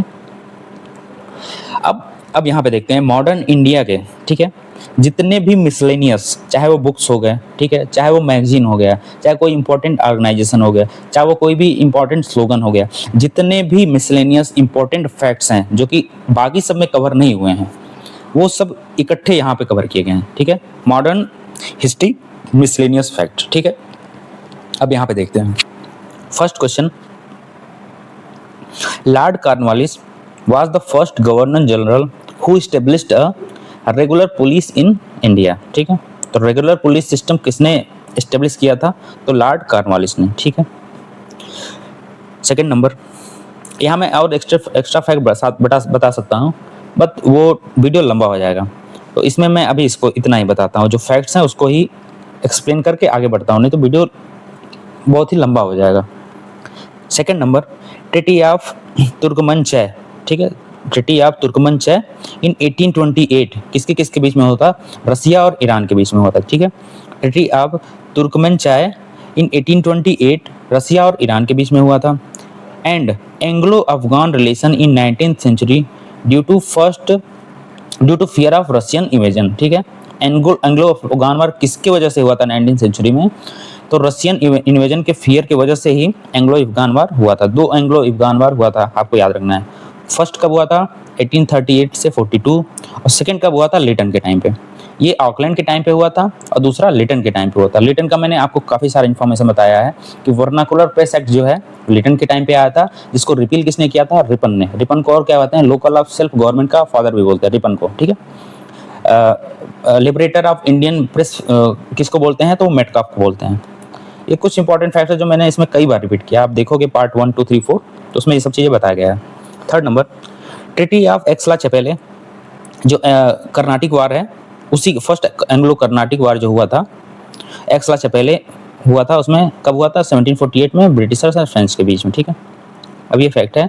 La बोर्डेनिस capture of Madras कब हुआ था? 1746 में। डुप्लेक्स डिसमिस कब किया गया था? 1754 में, 1754 में डुप्लेक्स को डिसमिस कर दिया गया था। ठीक है। फोर्थ नंबर,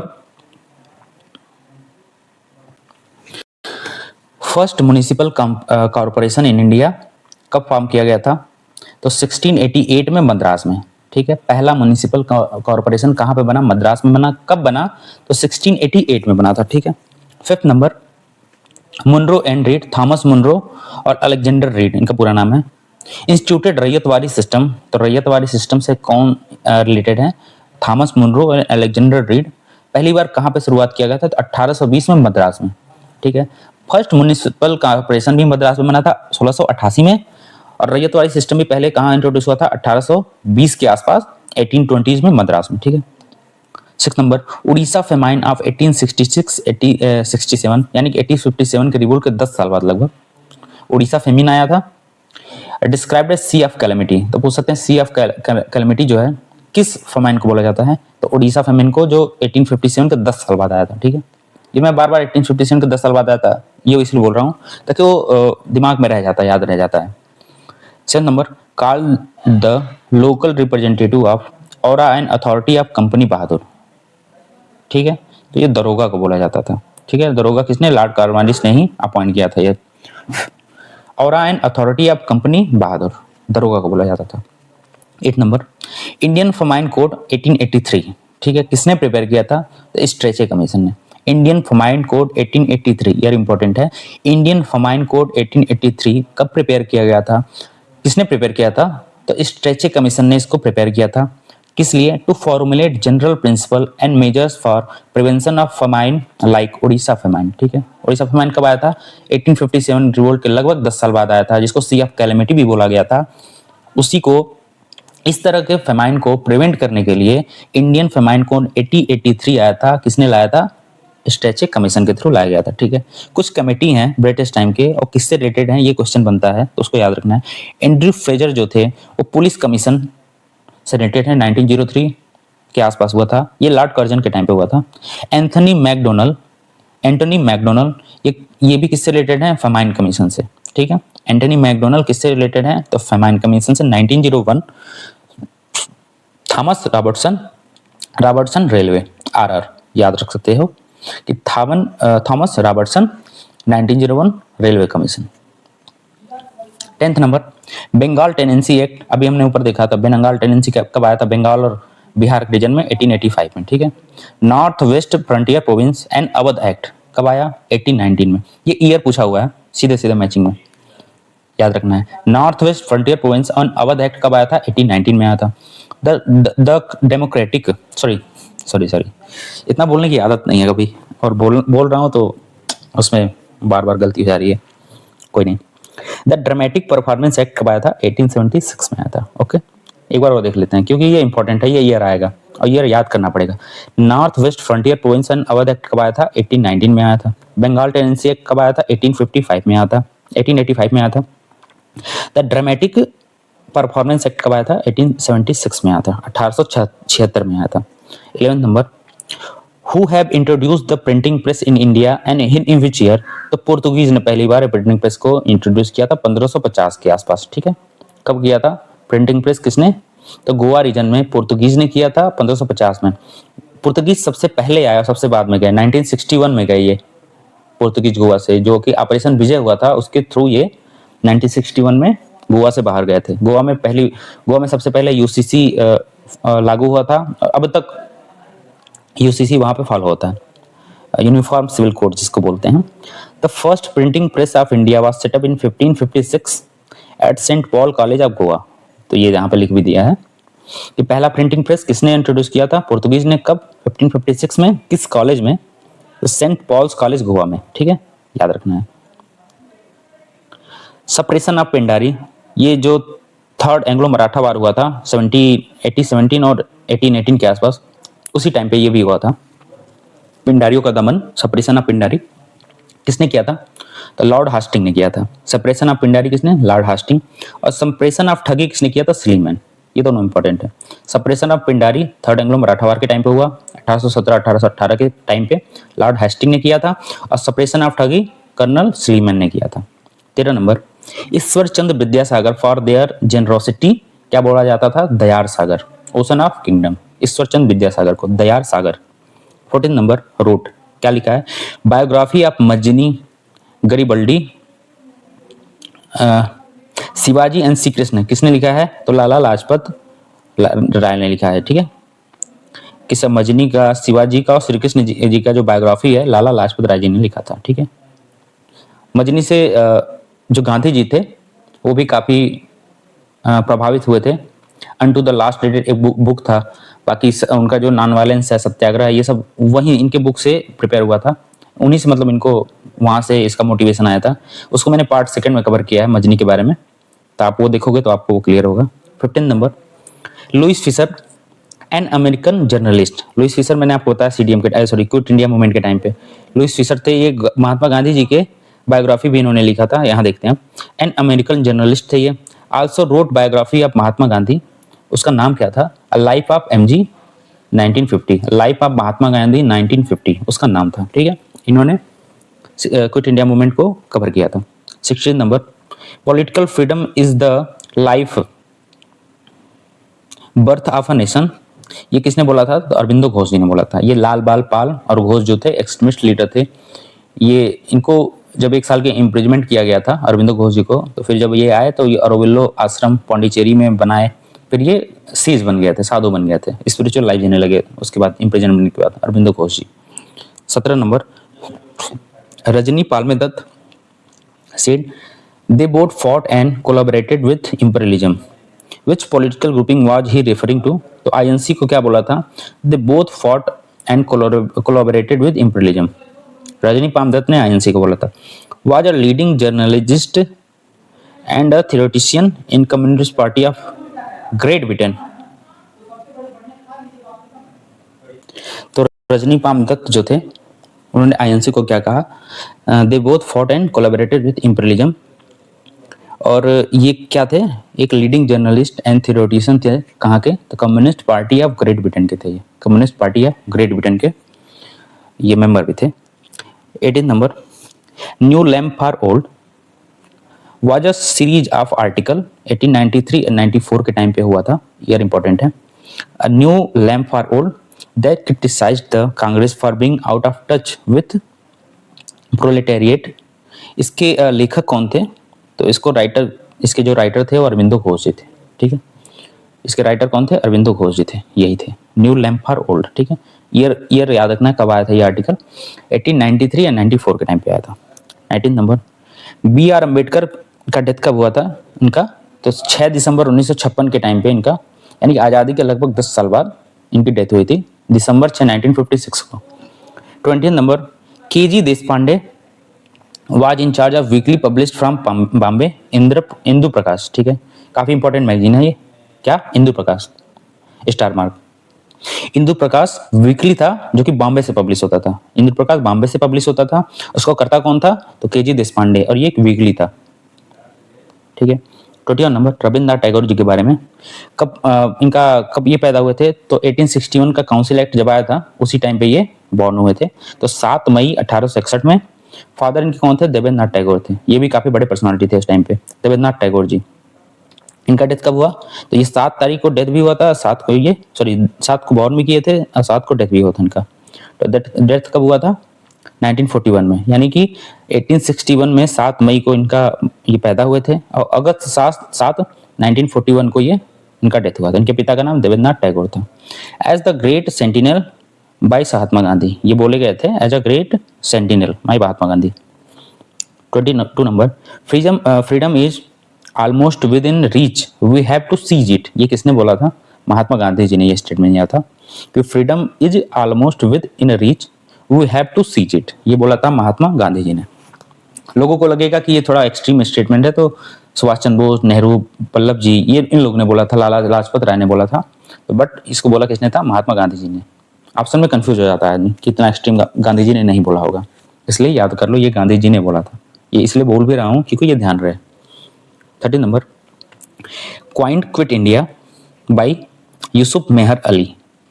तो कुछ टर्म है जैसे स्वराज हो गया। ठीक है, स्वराज किसने फर्स्ट टाइम दिया था ये आपको बताना है कमेंट में। क्योंकि मैंने बताया है, 2-2 3-3 बार बताया है। स्वराज को किसने दिया है, वैसे इंकलाब जिंदाबाद ओरिजिनली किसने दिया है, पाकिस्तान वर्ड फर्स्ट टाइम किसने दिया है। तो ये सब चीज़ें याद रखना है, क्योंकि ये सब चीज़ें बार बार पूछते हैं, ठीक है। तो क्विट इंडिया मूवमेंट किसने कॉइन किया था, यूसुफ मेहर अली ने। Founder of national militia, Bombay youth league and Congress socialist party and play a important role in several present and trade union movement. तो ये इन सब से रिलेटेड थे यूसुफ मेहर अली। कहाँ किसके, तो बॉम्बे यूथ लीग जो कि नेशनल मिलिटिया था, Congress socialist party play an important role several peasants and trade union movement, इन सब चीज में यूसुफ मेहर अली का रोल था और इन्होंने ही क्विट इंडिया मूवमेंट का टर्म दिया था, ठीक है।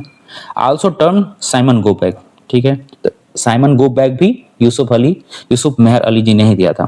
तो यानी इन्होंने 2 टर्म को कॉइन किया था, एक quit India and Simon go back, जो कि 1927 में जो साइमन कमीशन बना था उसके अगेंस्ट ये बोला गया था, जिसमें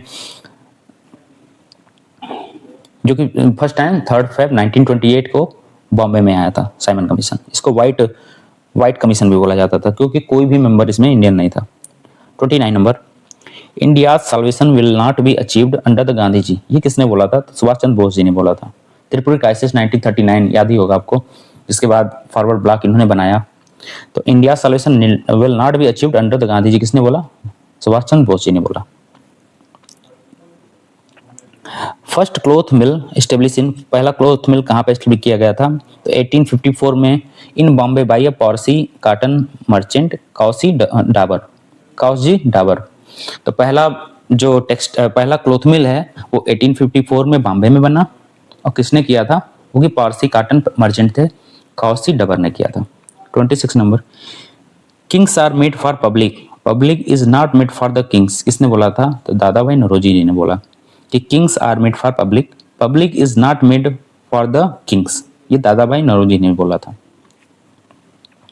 इन्हीं के सजेशन पे इंडियन नेशनल यूनियन जो पहले नाम हुआ करता था उसका नाम आईएनसी किया गया था।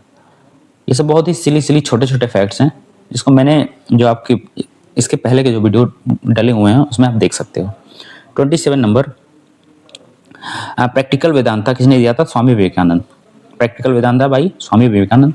Also become a great spiritualist of new Vedanta, ठीक है, न्यू वेदांता भी इनको बोलते हैं, तो उसके ग्रेट स्पिरिचुअलिस्ट बने थे। इनके बारे में fact, he applied the philosophy of Advaita Vedanta to build humanity and spirituality. तो इस किस फिलोसफी को इन्होंने अप्लाई किया था, अद्वैत वेदांता को, ठीक है।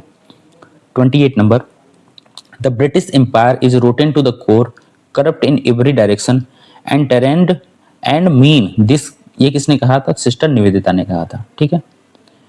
The British empire is rotten to the core, corrupt in every direction, a tyrant and mean, ये किसने बोला, सिस्टर निवेदिता ने बोला। इनका रियल नाम क्या था सिस्टर निवेदिता का, तो मार्गरेट एलिजाबेथ नोबल, ठीक है। ये किसकी शिष्य थी, तो विवेकानंद जी की शिष्य थी। सिस्टर निवेदिता किसकी शिष्य थी, स्वामी विवेकानंद की। इनका रियल नाम क्या था, मार्गरेट एलिजाबेथ नोबल, और ये आयरिश सोशल वर्कर्स थी, आयरिश से। एनी बेसेंट भी कहाँ की थी, इन्होंने होम रूल लीग फाउंड किया था, वो भी आयरिश से थी। 29 number, Indian nationalism in the middle of the 19th century was in embryonic stage, ये कौन बोला था, तो मजुमदार, आरसी मजुमदार है, डॉक्टर एसएन सेन ने बोला था। ये जो इंडियन नेशनलिज्म है वो 19th सेंचुरी के मिडल में एम्ब्रॉयनिक स्टेज था। एम्ब्रॉयनिक मतलब भ्रूण, बच्चों का जो पैदा होते हैं वो भ्रूण, तो उस स्टेज में था। वो मजुमदार, आरसी मजुमदार ने, एसएन सेन ने बोला है। ये लोग हिस्टोरियन थे। 30 number, founder of boy scout and civil guide movement किसने किया था, तो बैडन पॉवेल ने। तो boy scout and civil guide movement किसने किया था, फॉर्म बैडन पॉवेल ने किया था। बॉय स्काउट कब हुआ था, 1909 में। सिविल गाइड मूवमेंट कब हुआ था, 1911 में, यानी 2 साल बाद हुआ था civil guide movement boy scout के इंडिया में। 1909 में ये हुआ और 1911 में सिविल गाइड मूवमेंट हुआ। किसने किया, बैडन पॉवेल ने। 31 number, Rakhmabai case of 1884, Rakhmabai case of 1884 around enactment of the age of consent in 1891, ठीक है।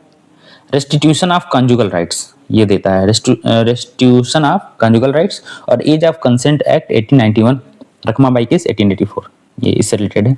32 number, Banaras rebellion by king of Banaras Raja Chet Singh. Banaras rebellion किसने किया, तो राजा चेत सिंह ऑफ बनारस ने किया था। He captured Hastings He captured Hastings but decided not to kill him and eventually his rebellion was crushed by Hastings. ठीक है, इन्होंने हेस्टिंग को पकड़ लिया था पर मारा नहीं था. Eventually his rebellion was crushed by Hastings. Hasting ने फिर इनके रिबेलियंस को क्रश भी किया था. 34 number. As a high priest of commission in India कौन है? जवाहरलाल नेहरू को बोला जाता है. As a high priest of commission in India Jawaharlal Nehru को बोला जाता है. 35 number. Biographer of Jawaharlal Nehru कौन है? तो फ्रैंक मोरिस है. जवाहरलाल नेहरू के जो बायोग्राफर है कौन है? Frank Moraes. 36. Father of dyarchy किसको बोला जाता था? Lionel Curtis. जो 22 अक्टूबर बैटल ऑफ बक्सर के बारे में बता रहा हूँ मैं. 22 अक्टूबर 1764 में जब बैटल ऑफ बक्सर हुआ था तो उसके बाद 2 ट्रीटीज साइन किए गए, 12 अगस्त को और 16 अगस्त को. 12 अगस्त को शाह आलम सेकेंड के साथ और 16 अगस्त को नवाब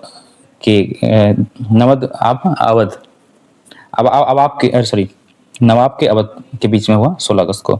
तो उस टाइम पे लियोनल कार्टिस ने जो डायरकी वहाँ पे जो ड्यूअल सिस्टम बना था बंगाल के रीजन में, उनको इसने ही बनाया था, इसलिए इनको फादर ऑफ डायरकी बोला जाता है लियोनल कार्टिस को. 37. अल हिलाल ये उर्दू वीकली है. ठीक है, उर्दू वीकली न्यूज़पेपर है अल हिलाल. किसने पब्लिश किया? अबुल कलाम आज़ाद ने 1912 में. ठीक है, काफ़ी देर से मैं बोल रहा हूँ इसलिए बोलने में थोड़ी दिक्कत हो रही है. कोई नहीं, इसको ख़त्म कर लेते हैं ताकि एग्जाम भी पास में आ रहा है. तो अल हिलाल क्या था? उर्दू वीकली न्यूज़पेपर था. किसने पब्लिश किया था? मौलाना अबुल कलाम आज़ाद ने 1912 में. ठीक है, अब अबुल कलाम आज़ाद का और भी कुछ इंपॉर्टेंट फैक्ट्स है, उसको आप कमेंट कर सकते हो. हिंदू कॉलेज ऑफ कलकत्ता इन 1817 राजा राम मोहन राय. यानी हिंदू कॉलेज ऑफ कलकत्ता कब बना था? 1817 में बना था. किसने बनाया था? राजा राम मोहन राय ने. ठीक है, sorry.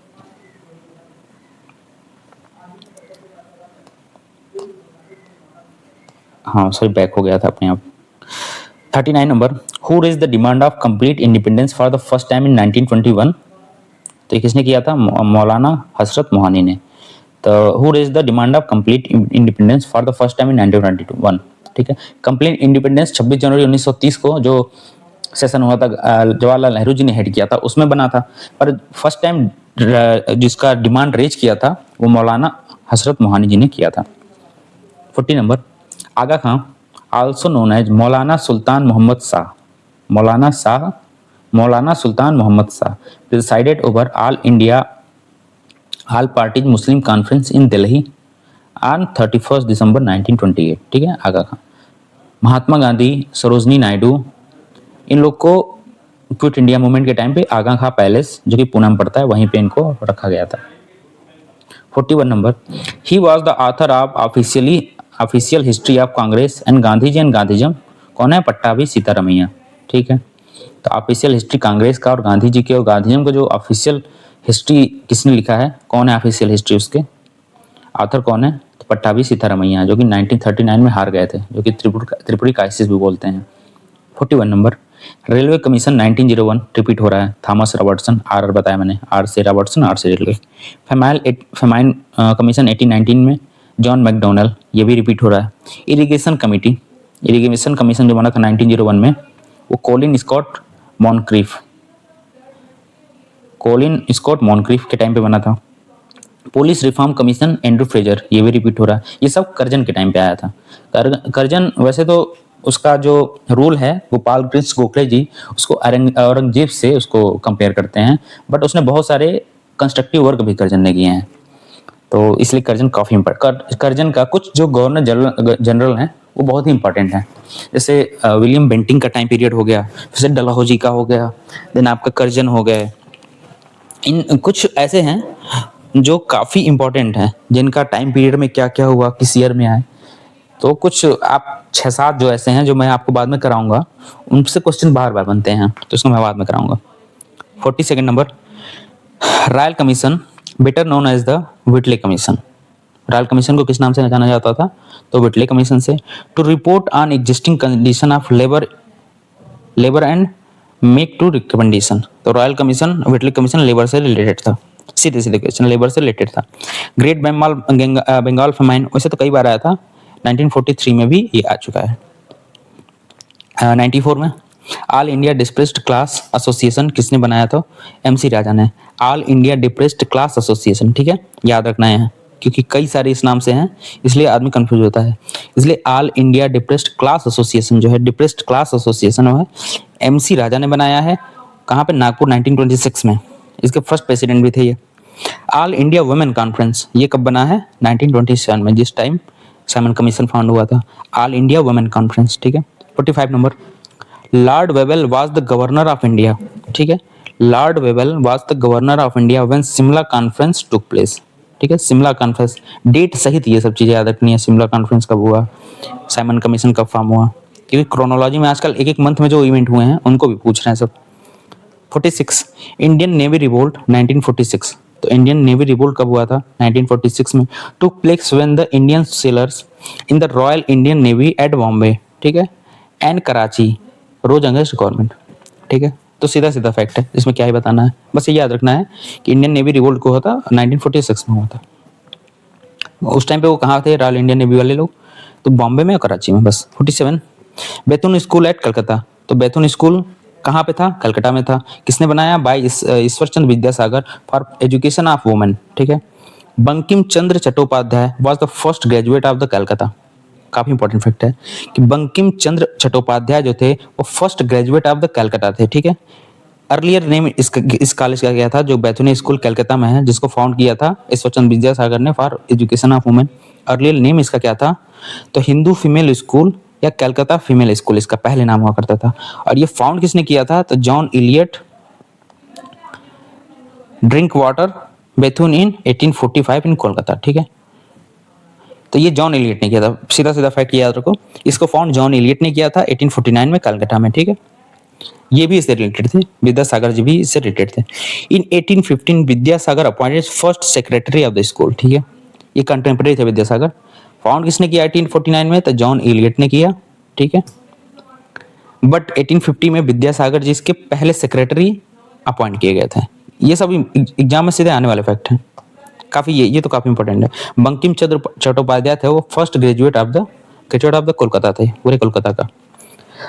Practice of indirect election in 1892 by Indian council act of 1891। ये फिर से रिपीट हुआ है। इनडायरेक्ट इलेक्शन कब से प्रैक्टिस किया जाने लगा? इंडियन काउंसिल एक्ट 1891 से। 49, देवबंद स्कॉलर अबुल कलाम आजाद। अबुल कलाम आजाद किससे रिलेटेड थे? देवबंद से, इनको देवबंद स्कॉलर भी बोला जाता।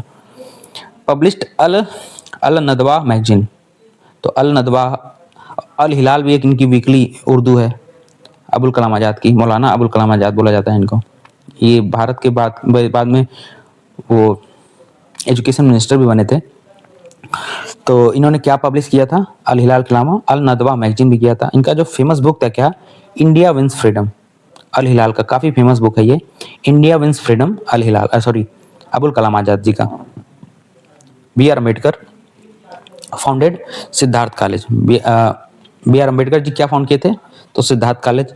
स्टार्टेड जनरल मूक नायक 1920। कब से इन्होंने मूक नायक कब शुरू किया था? 1920 के टाइम पे। और डिप्रेस्ड क्लास इंस्टीट्यूट इन 1922 में, ठीक है। इस नाम से मैंने बताया कई सारे हैं तो आपको याद रखना है। Depressed class institute in 1922 B R Ambedkar ने, सिद्धार्थ कॉलेज में इन्होंने बनाया। और जनरल मूक नायक भी इन्होंने ही लिखा है, इन्होंने ही पब्लिश किया था। अब यहाँ देखते हैं 51, first industrial policy of independent India कब आया? 1948 में आया। Concept of mixed economy introduce firstly in policy, ठीक है। पहली बार मिक्स्ड इकोनॉमी किस एक्ट में आया, किस पॉलिसी में आया? इंडस्ट्रियल पॉलिसी में। तो फर्स्ट में जो कि 1948 में आया था। Public and private sector divide किया गया था इसी में, पहले वाले में, इंडस्ट्रियल पॉलिसी में 1948 के, ठीक है। हिंद मजदूर सभा, ठीक है। कौन कौन रिलेटेड है? अशोक मेहता, टी.एस. रामानुजन और जी.जी. मेहता। हिंद मजदूर सभा से रिलेटेड हैं कौन? अशोक मेहता, टी.एस. रामानुजन और G G. Mehta. 53, first communist government of India was established in province. पहला कम्युनिस्ट गवर्नमेंट ऑफ इंडिया किस प्रोविंस में एस्टेब्लिश हुआ? तो केरला में 1957 में, ठीक है। ये आ सकता है फैक्ट, ठीक है। केरला में 1957 में। 54, women saint Dayabai was disciple of saint Charandas, ठीक है। तो जो दयाबाई जी हैं वो किसकी किसकी शिष्य थी? तो जो संत चरणदास थे उनके थे। दयाबाई जी ने कौन सी बुक लिखी है? तो दया बोध। ठीक है, दया बोध किसने लिखा है? दया बाई जी ने लिखा है। किसकी शिष्य हैं? संत चरणदास की। 55 Gandhi ji said Gandhi will die but Gandhism will remain forever. ये कब बोला था इन्होंने? तो कराची सेशन 1931 में। इसको सरदार वल्लभ भाई पटेल जी ने हेड किया था। ठीक है, खुदाई खिदमतगार, ये भी मैंने बताया आपको। इनको लाल कुर्ती भी बोलते हैं। नॉर्थ वेस्ट फ्रंटियर प्रोविंस में ये एक्टिव हुआ करते थे। 1929 भाई अब्दुल गफ्फार खान, इनको सीमांत गांधी भी बोला गया था। और उन्होंने इंडिया के पार्टीशन के अगेंस्ट भी वोट दिया था, ये भी याद रखना है। 57 आजाद मुस्लिम कॉन्फ्रेंस। ठीक है, कौन रिलेटेड है इससे? अल्लाह बख्श आलम। आजाद मुस्लिम कॉन्फ्रेंस से रिलेटेड है अल्लाह बख्श आलम। कृषक प्रजा पार्टी फजलुल हक। फजलुल हक का नाम पहले भी आया था, इंपॉर्टेंट पर्सनालिटी। कृषक प्रजा पार्टी किससे रिलेटेड है? इनसे रिलेटेड कौन है? तो फजलुल हक। और खक्सर पार्टी अल्लामा मशरिकी। ठीक है, तो इसमें ज़्यादा कुछ कर नहीं सकते, इसको तो रटना ही है। एक बार 2 बार स्क्रीनशॉट लेके रख लो, जैसा भी करके पढ़ना है। 58 अवध किसान सभा से रिलेटेड कौन है? तो जवाहरलाल नेहरू इन प्रतापगढ़, ये यहाँ पे पार्टिसिपेट किए थे। ऑल इंडिया किसान सभा सहजानंद सरस्वती जी ने 1936 में लखनऊ में बनाया। तो ये काफी इंपॉर्टेंट ऑर्गेनाइजेशन है। जो ऑल इंडिया किसान सभा है, AIKS शॉर्ट में बोल सकते हैं इसको, स्वामी सहजानंद ने बनाया था। कब बनाया था? तो 1936 में लखनऊ में फाउंड किया था सहजानंद सरस्वती जी ने।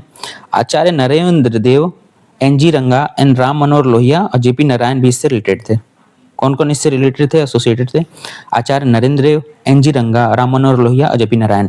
ठीक है, कब बना था? 1936 में लखनऊ में बाई सहजानंद सरस्वती। और जवाहरलाल नेहरू जी ने इसको प्रतापगढ़ में इसको पार्टिसिपेट किया था, प्रतापगढ़ में।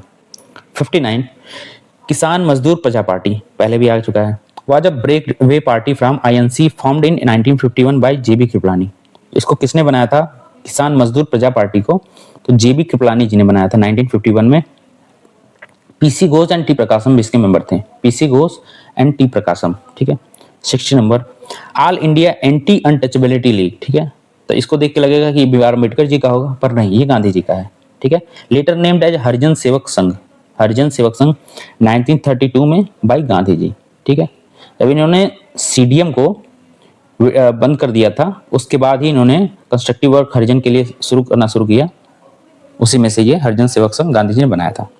उसके बाद हरिजन के लिए काफी इन्होंने आर्टिकल भी पब्लिश किया, मतलब समानता लाने के लिए, इक्वलिटी मेंटेन करने के लिए काफी काम किया उन्होंने। 61 खिलाफत कमेटी, कौन कौन मेंबर थे? शौकत अली, मोहम्मद अली, अबुल कलाम आजाद, हकीम अजमल खान, हसरत मोहानी एंड डॉक्टर अंसारी। ठीक है, ये इतने जो लोग थे ये खिलाफत कमेटी के मेंबर थे। गांधी जी भी हेड करते थे खिलाफत कमेटी को, पर और मेंबर कौन थे? शौकत अली, मोहम्मद अली, अबुल कलाम आजाद, हकीम अजमल खान, हसरत मोहानी एंड डॉक्टर अंसारी।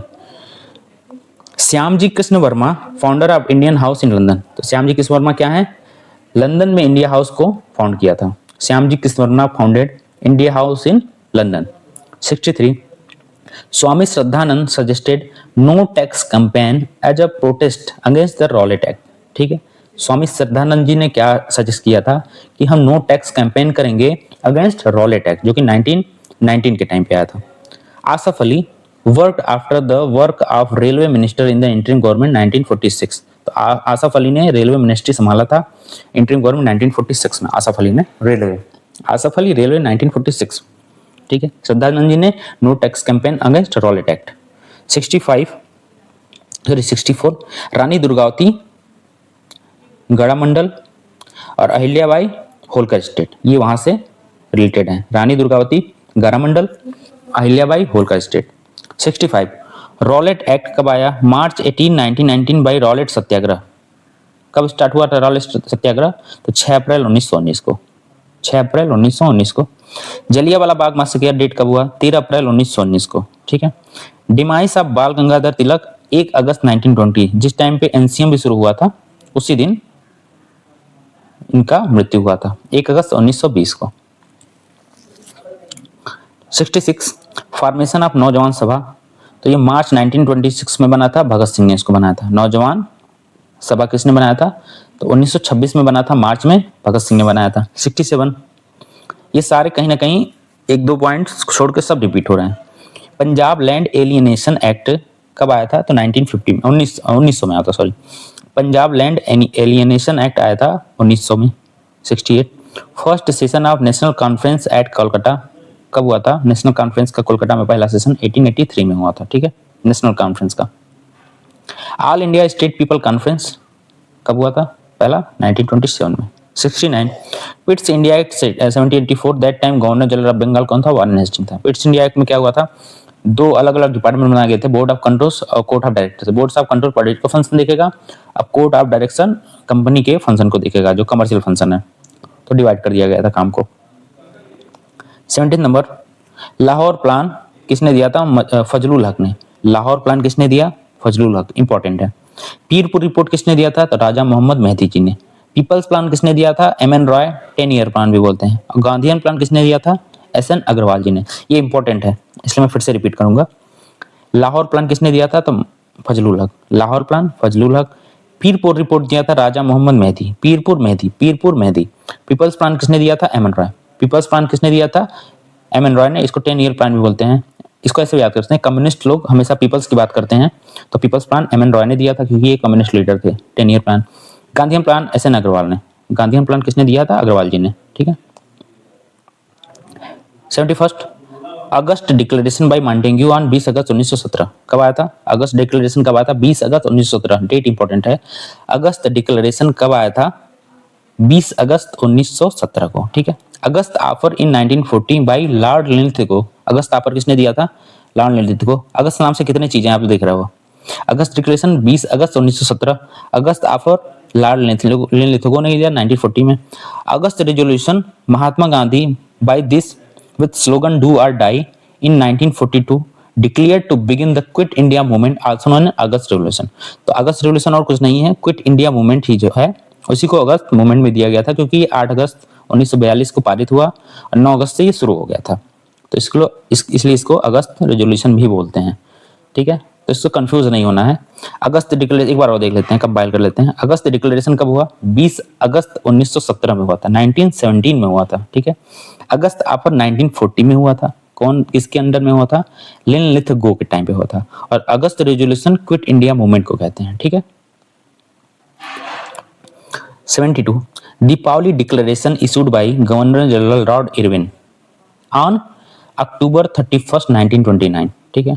तो ये क्वेश्चन आ सकता है कि दीपावली डिक्लेरेशन कौन से गवर्नर जनरल ने किया?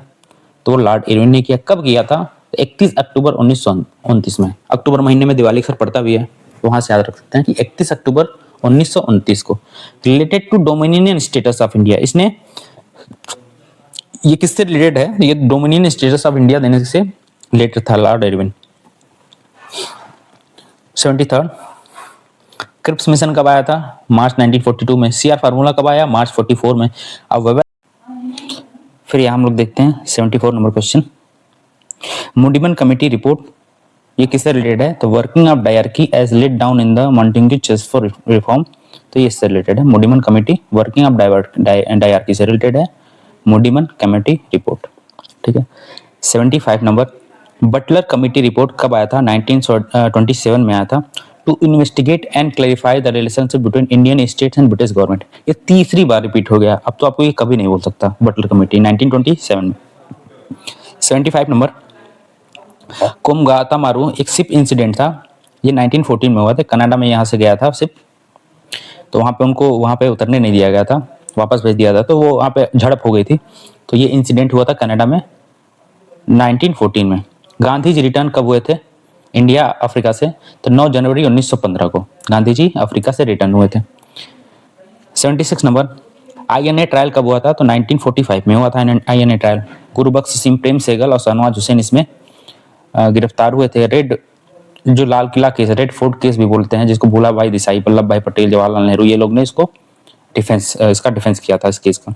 रॉयल इंडियन नेवी रिवोल्ट को हुआ था 1946 में हुआ था, ठीक है। अभी इसको भी हम लोग ये समझ लो कि सारा रिपीट ही चल रहा है, क्योंकि ये सारे फैक्ट मैंने एक एक दो बार ही बता दिए हैं इसके पहले जो भी पार्ट आए हुए हैं। 80 नंबर, मोपला रिबेलियन कब हुआ था?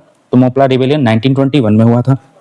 मोपला रिवॉल्यूशन 2 बार हुआ था, 1820 के टाइम पे हुआ था और एक हुआ था 1921। ये नंबूदरी ब्राह्मण्स थे और अरेबियन अरब मुसलमान थे साउथ रीजन में, तो उनके बीच में खेती को, एग्रीकल्चर जो लैंड था उसको लेके विवाद हुआ था, तो उसी को मोबला रिवॉल्यूशन बोलते हैं। एनसीएम के टाइम पे हुआ था, गांधी जी ने एनसीएम दिया था। तो उसमें बताते हैं कि इस रिवोल्ट ने कुछ कम्युनल कलर भी एनसीएम को दे दिया था, कम्युनल कलर एनसीएम को दे दिया था मोपला रिवॉल्यूशन ने, ठीक है। 81 नंबर, कैबिनेट मिशन कब आता था? फेब 46 में, फेब 1946 में कैबिनेट मिशन आया था। इसने पाकिस्तान को एक्सेप्ट नहीं किया था, याद रखना। और कॉन्स्टिट्यूशन असेंबली इसी के थ्रू बना था। 77 number, Theodore Beck, first principal of Mohammad Anglo oriental college in Aligarh. किसने फॉर्म किया था ये मोहम्मद एंग्लो ओरिएंटल कॉलेज? तो 1875 में सर सैयद अहमद खान ने। और थियोडोर बैक जो थे इसके पहले प्रेसिडेंट थे, प्रिंसिपल थे, ठीक है।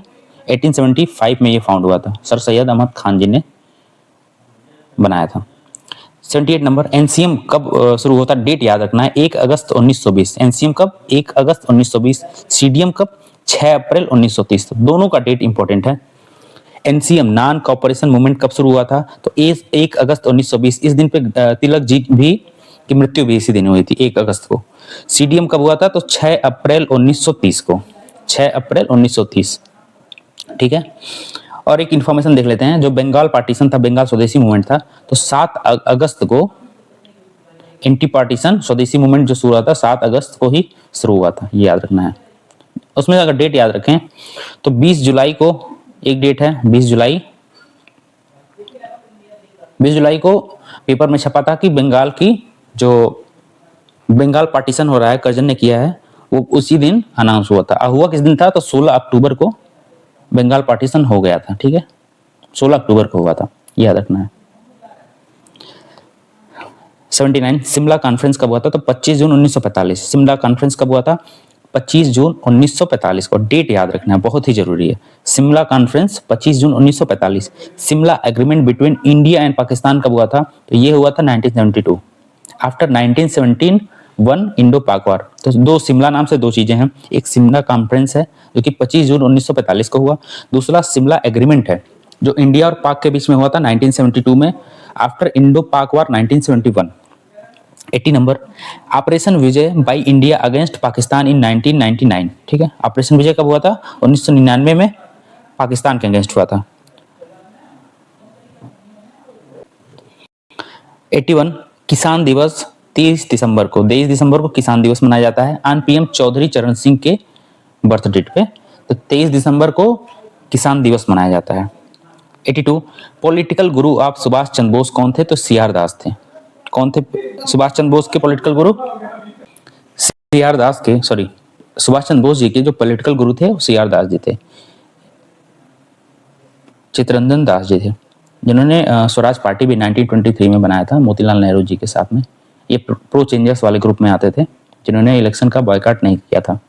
83 नंबर, चंद्रशेखर आजाद की डेथ कब हुई थी? डेट इंपॉर्टेंट है, 27 फरवरी 1931।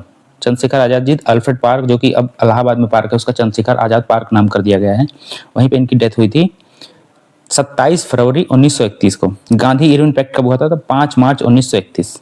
Gandhi Irwin pact 5 March 1931। Execution of Bhagat Singh ये कब हुआ था? 23 मार्च 1931 को। राजगुरु भगत सिंह सुखदेव जी का जो एग्जीक्यूशन हुआ था 23 मार्च 1931 में हुआ था।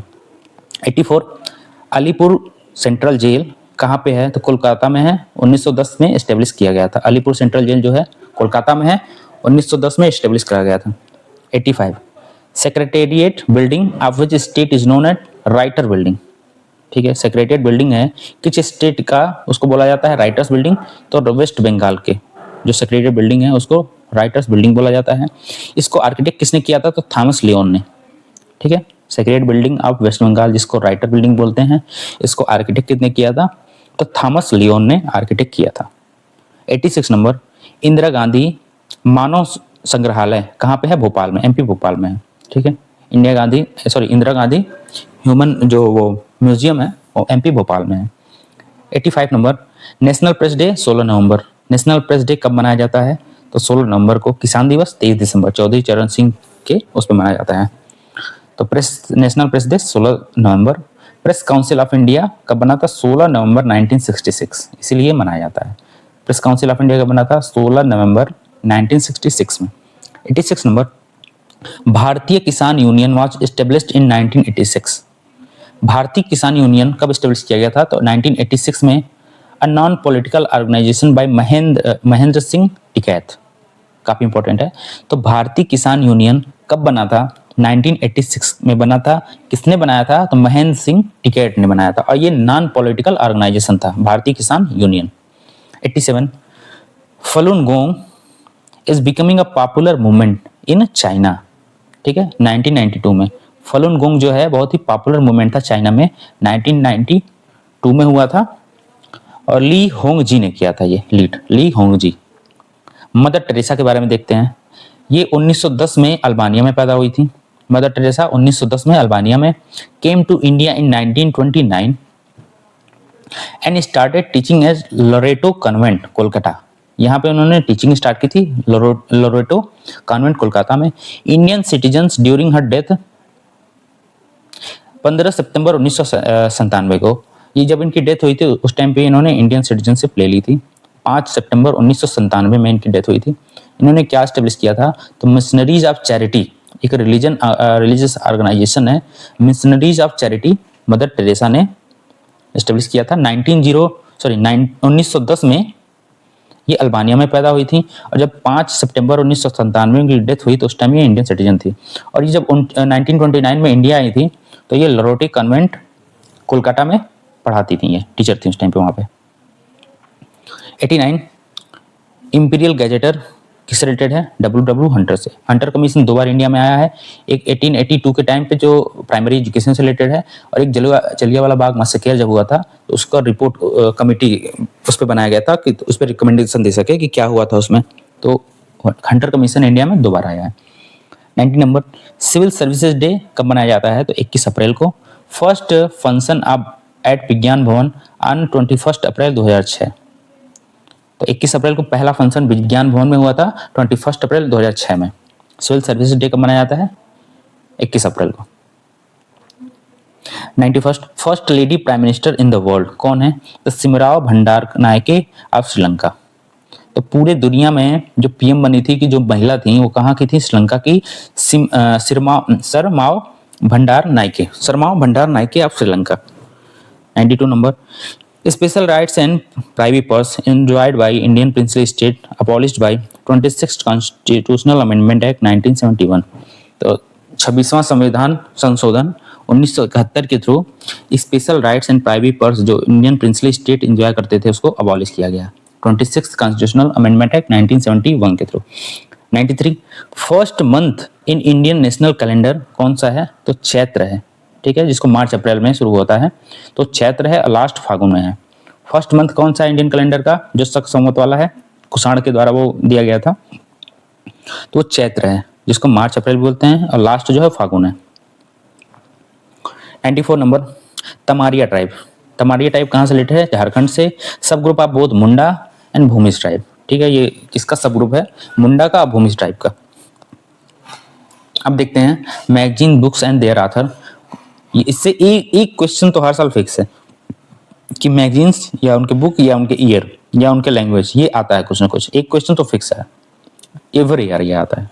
तो देखते हैं एनी बेसेंट ने क्या क्या फाउंड किया था। तो central Hindu college in 1898, central Hindu college in 1898 Annie Besant ji ने फाउंड किया। Elected as chairperson of theosophical society in 1907, ठीक है, तो 1907 में थियोसॉफिकल सोसाइटी की ये चेयरपर्सन बनी है। 1914 में इन्होंने क्या किया था? स्टार्टेड 2 मैगजीन, 1914 में started 2 magazine, Commonwealth and new India, तो ये इन्होंने 1914 में शुरू किया था, ठीक है। सेकंड, बापू माय मदर, इसको किसने लिखा था? तो मनु बहन गांधी जी ने लिखा था। बापू माय मदर किसने लिखा था? मनु बहन गांधी जी ने लिखा था। थर्ड नंबर, हिंद स्वराज किसने लिखा था, किसने शुरू किया था? तो महात्मा गांधी जी ने। और इंडिया विंस फ्रीडम किसने लिखा था? तो अबुल कलाम आजाद ने, ये इनकी ऑटोबायोग्राफी थी, इंडिया विंस फ्रीडम, ठीक है। फोर्थ नंबर, गीता रहस्य बाई बाल गंगाधर तिलक इन मंडले जेल, ठीक है, जब मंडले जेल 1908 में चले गए ये गंगाधर तिलक, सेडिशन एक्ट लगा था इनके ऊपर। केसरी में इन्होंने आर्टिकल में कुछ लिखा था जिससे फर्स्ट क्लोथ मिल वाला स्ट्राइक हो गया था वहां पे, कॉटन मिल स्ट्राइक, जो क्लोथ से रिलेटेड थे, लेबर स्ट्राइक था वो। तो उसी के चार्ज में सेडिशन चार्ज लगा और 1908 में ही जेल चले गए, मंडले जेल। यहाँ पे इनको टाइम मिला तो यहाँ पे ये गीता रहस्य बुक लिखे। 5th number, Aurobindo Ghosh in his letter Vande Mataram criticise the partition of Bengal in 1905। ठीक है, अरविंदो घोष का क्या लेटर है, वंदे मातरम। ठीक है, उन्होंने इसमें पार्टीशन ऑफ बंगाल का क्रिटिसिज्म किया है 1905 में। एज अ रिजल्ट इनको 1908 में जेल भी भेज दिया गया। इनके कौन कौन से टेक्स्ट हैं, the life divine, the ideal of human unity और एस्से ऑन द गीता और new lamp for the old, इन्होंने भी इसको भी इन्होंने ही लिखा था। ये एक्सट्रीमिस्ट लीडर हुआ करते थे, पर ये जब जेल से आए तो ये फिर सेज बन गए इम्प्रिजनमेंट के बाद। 6वां नंबर, अनहैप्पी इंडिया किसने लिखा, लाला लाजपत राय जी ने। अनहैप्पी इंडिया किसने लिखा था, लाला लाजपत राय जी ने लिखा था। 7th number, Vithal Vidhvansak first monthly journalist to have the untouchables people as its target audience was published by Gopal Baba Walangkar. ठीक है, तो विठल विध्वंसक किसने लिखा था, Gopal Baba Walangkar. First monthly journal to have the untouchables इनके लिया था, फर्स्ट मंथली जर्नल था किसके लिए, अनटचेबल्स के लिए। इसकी ऑडियंस थी क्या था, विठल विध्वंसक, और लिखा किसने था, Gopal Baba Walangkar. 8 number, the man who divided India, doctor Rafiq Zakaria. The man who divided India किसने लिखा है, तो डॉक्टर रफीक जकारिया ने। 9 number, Gopal Krishna Gokhale English weekly the Hitavada इन्होंने शुरू किया है। गोपाल कृष्ण गोखले ये पॉलिटिकल गुरु थे गांधी जी के भी। ठीक है, और इन्होंने 1905 का सेशन जो है बनारस का वो भी हेड किया था, और सर्वेंट ऑफ इंडिया सोसाइटी 1905 में ही इन्होंने बनाया था। ठीक है, तो जो मुझे याद आ रहा है मैं बीच में बता रहा हूँ, बाकी ये सारे फैक्ट्स मैंने इसके पहले के पार्ट्स में बता दिए हैं। तो इन्होंने इंग्लिश वीकली जो है द हितवाद को शुरू किया था। A nation in making, S N Banerjee. S N Banerjee ने क्या लिखा था, इन्होंने लिखा है a nation in making. 10th number, JC Marshman, इन्होंने क्या लिखा है, समाचार दर्पण। तो समाचार दर्पण किसने लिखा है, जेसी मार्समैन। ये लाइन बाय लाइन याद करने की जरूरत नहीं है, इसको आप 2-3 बार ही देख लोगे ना तो एग्जाम में आएगा तो ऑटोमेटिक ये सही ऑप्शन क्लिक हो जाएगा। अगर आपने 3-4 बार अच्छे से देखा है तो याद कर करके, तो ये एग्जाम में सही हो जाएगा। आनंद मठ किसने लिखा है, बंकिम चंद्र चटर्जी ने लिखा है। बाइबल ऑफ बंगाली पेट्रोटिज्म है ये, इसको माना जाता है। ये किसके बेस्ड था, तो ये सन्यासी रिवोल्ट पे बेस्ड था, जो कि 1763 से 1800 के बीच में हुआ था। ठीक है, 12th नंबर, मैथिली शरण गुप्ता। मैथिली शरण गुप्ता बहुत बड़े कवि थे, नेशनलिस्ट पोएट्स का टाइटल इनको मिला है, नेशनलिस्ट पोएट का। राष्ट्र कवि इन्होंने क्या लिखा है, तो भारत भारती लिखा है, पंचवटी लिखा है, साकेत लिखा है, यशोधारा लिखा है और जयद्रथ वध लिखा है इन्होंने। तो मैथिली शरण गुप्त को नेशनल पोएट बोला जाता है, राष्ट्र कवि भी बोलते हैं। भारत दुर्दशा, पंचवटी, साकेत, यशोधारा और जयद्रथ वध इन्होंने लिखा है। इनके कुछ फेमस ये नॉवेल्स वगैरह हैं। 3rd नंबर, ऐ मेरे वतन के लोगों सांग बाई प्रदीप। ये किसने दिया था, तो प्रदीप जी ने दिया था ऐ मेरे वतन के लोगों, जिसको लता मंगेशकर जी गाती थी भारत कोकिला। ऐ मेरे वतन के लोगों, एक 15 अगस्त 26 जनवरी के दिन स्कूलों में अक्सर बजता था ये सब गाने, तो इसको किसने लिखा है, प्रदीप जी ने। 14 नंबर, मोहम्मद इकबाल, सारे जहां से अच्छा हिंदुस्तान हमारा, ये किसने दिया था, तो मोहम्मद इकबाल जी ने दिया था, पर but later join Muslim League. ठीक है, मोहम्मद इकबाल जी ने पहले दिया कि सारे जहां से अच्छा हिंदुस्तान हमारा, पर बाद में ये मुस्लिम लीग को ज्वाइन कर लेते हैं। ठीक है, 15 number, S N Sanyal, Sachindra Nath Sanyal ने क्या लिखा है, बंदी जीवन। सचिंद्र नाथ सन्याल ने बंदी जीवन लिखा है, और ये अनुशीलन समिति से भी रिलेटेड है। किस ईयर में फाउंड हुआ है था ये, पटना में। तो आप इसके पहले के पार्ट्स में बताया है, आप लोग कमेंट करिएगा उसको देख के, अगर आपको पता है तो। और नहीं पता है तो मतलब आपको रिवीजन की जरूरत है, फिर से वीडियो देख लीजिए, मैंने ट्राई कराया है कि याद हो जाए। 16 number, India second freedom book written by MG Devasahayam on JP Narayan. ठीक है, इंडिया सेकेंड फ्रीडम, एक बुक का नाम है कि इंडिया सेकेंड फ्रीडम। इस किसने लिखा है, MG देवाश्याम ने। किस पे लिखा गया है ये बुक, तो JP नारायण में लिखा गया है। इनको लोक नायक भी बोलते हैं। ठीक है, 17 नंबर, सुभाष चंद्र बोस ने क्या लिखा है, इंडियन स्ट्रगल। तो इंडियन स्ट्रगल किसने लिखा है, सुभाष चंद्र बोस जी ने। VD सावरकर जी ने हिंदुत्व लिखा है, VD सावरकर जी ने हिंदुत्व लिखा है।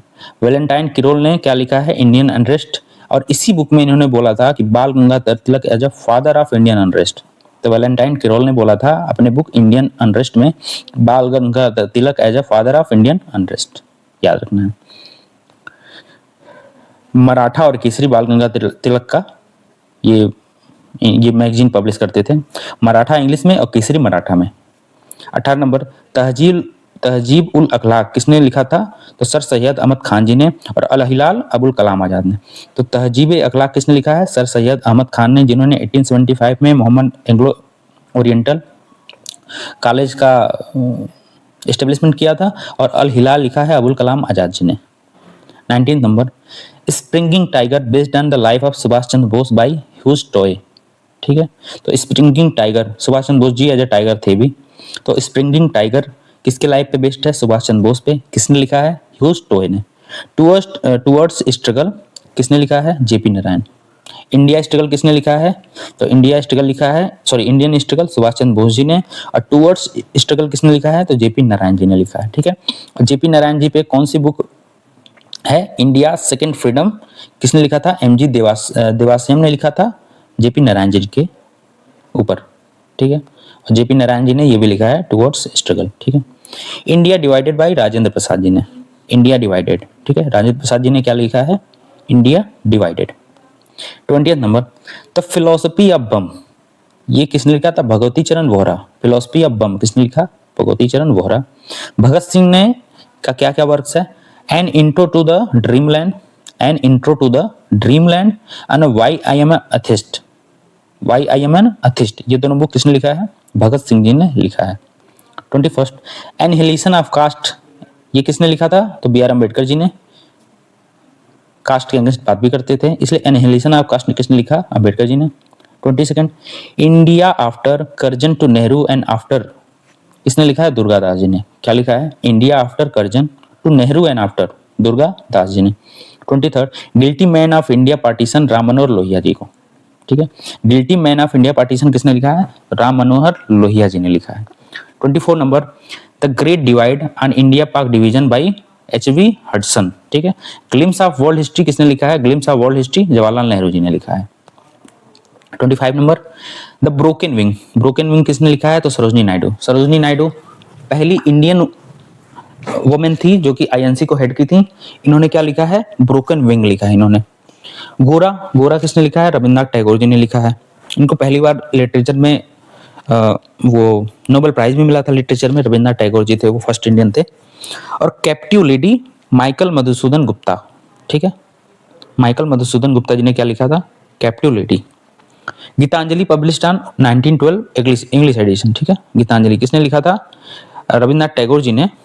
और बंगाली लैंग्वेज वाला कब आया था? तो 1910 में ही, 2 साल पहले ही आ चुका था। और इंग्लिश एडिशन 1912 में आया था बाद में। 27, in book by Mahatma Gandhi Hind Swaraj, कब आया था? 1909 में। महात्मा गांधी की बुक जो हिंद स्वराज है कब आई थी? तो 1909 में आई थी। He said British parliament as sterile and prostitute, तो इसी बुक में, हिंद स्वराज बुक में, जो कि 1909 में आई थी, महात्मा गांधी ने क्या कहा था ब्रिटिश पार्लियामेंट को? कि वो स्टेराइल है और प्रोस्टिट्यूट है, कि वो बांझ है और वो बेस्या है। इन्होंने ये बोला था गांधी जी ने। 28 ब्रिटिश पार्लियामेंट को बोला था, याद रखना। इंडिया फॉर इंडियंस, ये किसने बोला था? किसने लिखा था? तो सी.आर. दास जी ने लिखा था। ये किसके पॉलिटिकल गुरु थे? तो ये सुभाष चंद्र बोस जी के पॉलिटिकल गुरु थे। India for Indians. ठीक है, 34 जेपी नारायण, क्या लिखा था इन्होंने? टुवर्ड्स स्ट्रगल और प्रेजेंट डायरी, ये दोनों बुक किसने लिखा था? जेपी नारायण ने। और इनके ऊपर एक बुक लिखा गया था, इंडिया सेकेंड फ्रीडम, अभी दिखाते हैं यहाँ पे। हाँ, इंडिया सेकेंड फ्रीडम इन्हीं पे लिखा गया था, जेपी नारायण पे। एमजी देश श्याम जी ने लिखा था इसको, एमजी देवाश्याम ने लिखा था। ठीक है, ओके। 29 राजेंद्र प्रसाद जी ने इंडिया डिवाइडेड लिखा है, ये भी रिपीट हो रहा है। दिलीप मुखर्जी ने क्या लिखा है? तो टेररिस्ट, दिलीप मुखर्जी। ठीक है, living an era by DP Mitra ने। लिविंग एन इरा किसने लिखा? डीपी मित्रा ने। अगेन देख लेते हैं, Dilip Mukherjee terrorist, living an era by DP Mishra. ठीक है, डीपी मिश्रा जी। 30 नंबर, एक ऐसे है, foundation of Indian capture. Foundation of Indian capture किसने लिखा है? तो ये अरविंदो घोष जी ने लिखा है। 1908 में इनको जेल हो गई थी।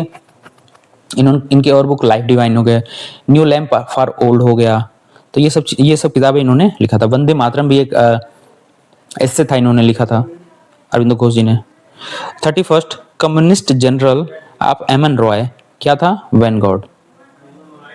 किसका ये जनरल था? कम्युनिस्ट जनरल वैनगार्ड, एमन रॉय जी का। और ये फाउंडर ऑफ सीपीआई एट टास्केंट भी थे एमन रॉय जी। 32 नोवेल दुर्गेश नंदिनी बाय बंकिम चंद्र चटर्जी। तो पूछेगा कि जो नोवेल है दुर्गेश नंदिनी, इसको किसने लिखा है? तो बंकिम चंद्र चटर्जी ने लिखा है। ठीक है। 33 किस्सा राधा कन्हैया, किस्सा राधा कन्हैया काफी अच्छा नाम है।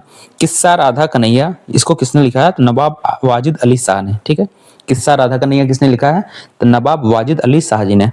34 भारतेंदु हरिश्चंद्र, इन्होंने क्या क्या लिखा है? तो इन्होंने भारत दुर्दशा लिखा है और अंधेर नगरी और चौपट राजा। भारतेंदु हरिश्चंद्र जी ने लिखा है भारत दुर्दशा और अंधेर नगरी चौपट राजा।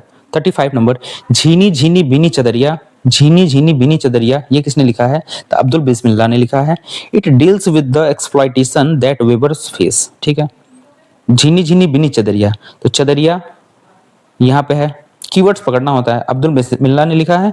किससे डील करता है? एक्सप्लॉइटेशन ऑफ वेबर से, जो जुलाहे होते थे उस टाइम पे, कपड़ा वगैरह बनते थे, तो वो उनका जो एक्सप्लॉइटेशन होता था, वो जो फेस करते थे, उसी को इस बुक में जीनी जीनी भीनी चदरिया में अब्दुल बिस्मिल्लाह ने उसको उसमें एलोबरेट किया है। 36 a passage to India E M. Forster, किसने लिखा है? A passage to India E M. Forster, important है। ऐसे ऐसे बुक आ जाते हैं ना कि कभी सुना ही नहीं होता है नाम, पर ये घटना चक्र सब कुछ कवर किया हुआ है, और घटना चक्र कवर कर लिया तो मतलब सब कुछ कवर हो गया। 37 मदर इंडिया किसने लिखा है? तो कैथरीन मायो ने। कैथरीन मायो ने क्या लिखा? Mother India. काफी इंपॉर्टेंट फैक्ट है, हम लोग देखते हैं। यहाँ पे अब मॉडर्न इंडिया खत्म होता है। अब मैं आपको एक छोटा सा ओवरव्यू बता देता हूँ कि ये पढ़ने से क्या बेनिफिट होगा और आगे क्या क्या इसमें ले आएंगे हम। तो जैसा कि बताएं आपको कि घटना चक्र बुक कम से कम 1000-1500 के पेजेस तो मिनिमम होती ही हैं। ठीक है। और इसको अगर पढ़ने बैठते हैं, ठीक है, तो कम से कम 10 दिन तो लगते ही हैं मिनिमम। अगर आप प्रॉपर 6-8 घंटे पढ़ते हो तो आपको 7 से 10 दिन लगेगा ही पढ़ने में। पर मैंने इसको हैंड रिटन फॉर्म में बनाया, जैसा कि देख रहे हो काफी मेहनत लगा है उसमें। मैंने स्टडी पीरियड में बना लिया था अपने। ठीक है। तो उससे क्या होता है कि आप सुबह से बैठोगे, मतलब मान के चलो 15 से 20 घंटे में आपकी हिस्ट्री कंप्लीट हो जाएगी। ठीक है। अभी मैं हिस्ट्री की चला रहा हूँ, दिन में ज्योग्राफी की लाऊंगा। ज्योग्राफी भी आप ज़्यादा से ज़्यादा 10 से 15 घंटे में पूरी ज्योग्राफी खत्म कर लोगे। दिन में साइंस लाऊंगा, साइंस भी आप पूरा ज़्यादा से ज़्यादा 10 घंटे, इससे ज़्यादा में साइंस नहीं होगा, तो 10 घंटे में साइंस। पॉलिटी भी आपका मैक्सिमम 8 से 10 घंटे में खत्म हो जाएगा। तो कहने का मतलब ये कि पूरा घटना चक्र जो कि पूरा पढ़ने बैठो तो आपको अप्रॉक्स 45 डेज तो लगते ही मिनिमम। पर मैंने इस नोट्स के थ्रू इतना आसान कर दिया है कि ये 3 से 4 दिन में, एग्जाम के पहले कुछ नहीं पढ़ा है तो भी अगर एक हफ्ते पहले ये अगर नोट्स और ये लेक्चर रिवीजन कर लिया जाए तो 90% जीएस का प्रिपरेशन यहाँ से कंप्लीट हो जाता है। क्योंकि सबको पता है कि घटना चक्र के बाहर से स्टेट पीसीएस में और यूपीएससी में भी क्वेश्चन बनते हैं, क्योंकि वो पीवाईक्यू ही है। तो स्टेट पीसीएस में तो कोई भी क्वेश्चन इसके बाहर नहीं आता, ये सबको पता है। तो इसलिए मैं इसके बाद आपको पता ही है कि हिस्ट्री होने के बाद मैं ज्योग्राफी शुरू करूंगा, देन साइंस आएगा और देन पॉलिटी आएगा। फिलहाल यही चारों पहले खत्म होगा, और हर एक घटना चक्र खत्म होने के बाद मैं इसका एक बूस्टर या मास्टर वीडियो कहिए 3-4 घंटे का दूंगा, जिसमें सारे जो बेसिक कंसेप्ट हैं, जो फैक्ट्स उसमें नहीं होंगे, उसमें कंसेप्ट होंगे। जैसे क्रिप्स मिशन हो गया, कॉन्स्टिट्यूशनल डेवलपमेंट ऑफ इंडिया हो गया, जैसे ज्योग्राफी है तो एल नीनो क्या हुआ, क्लाइमेट इंडिया क्या हुआ, एटमॉस्फेयर क्या हुआ, उसका मैं एक छोटा छोटा क्रिस्प मास्टर वीडियो दे दूंगा, ताकि ये फैक्ट वाला जो घटना चक्री बुक है और ये जो कंसेप्ट का बुक होगा, कंसेप्ट का जो लेक्चर होगा 3-4 घंटे का, तो उसमें सारा कवर हो जाएगा। तो जो भी 95% क्वेश्चन जो है, 95% क्वेश्चन जो है आपको इसी में से मिलेंगे। और एक बात और, मैं कोई प्रोफेशनल टीचर नहीं हूँ, मैं बस अभी शुरुआत ही कर रहा हूँ, बट कंटेंट मेरा बहुत अच्छा है। पढ़ाने में हो सकती है कि थोड़ी बहुत इधर उधर हो जाए, बाकी फैक्ट तो सारे सही हैं, बोलने में हो सकता है मिस्टेक हो। बाकी मैं ट्राई कर रहा हूँ कि बिल्कुल ही अच्छे से, बहुत ही अच्छी क्वालिटी का कंटेंट दिया जाए, क्योंकि नोट्स तो मेरे इस टाइप के कहीं नहीं है। यूट्यूब पे भी इंग्लिश मीडियम में ऐसा किसी ने नहीं पढ़ाया है अपना नोट्स वगैरह बना के, जो कि पूरा घटना चक्र इतने कम टाइम में किया जाएगा, पूरे यूट्यूब पे कहीं नहीं आपको मिलेगा। तो आप लोग इस पर करिए, ट्रस्ट करिए, और थैंक यू आप सभी को, थैंक यू।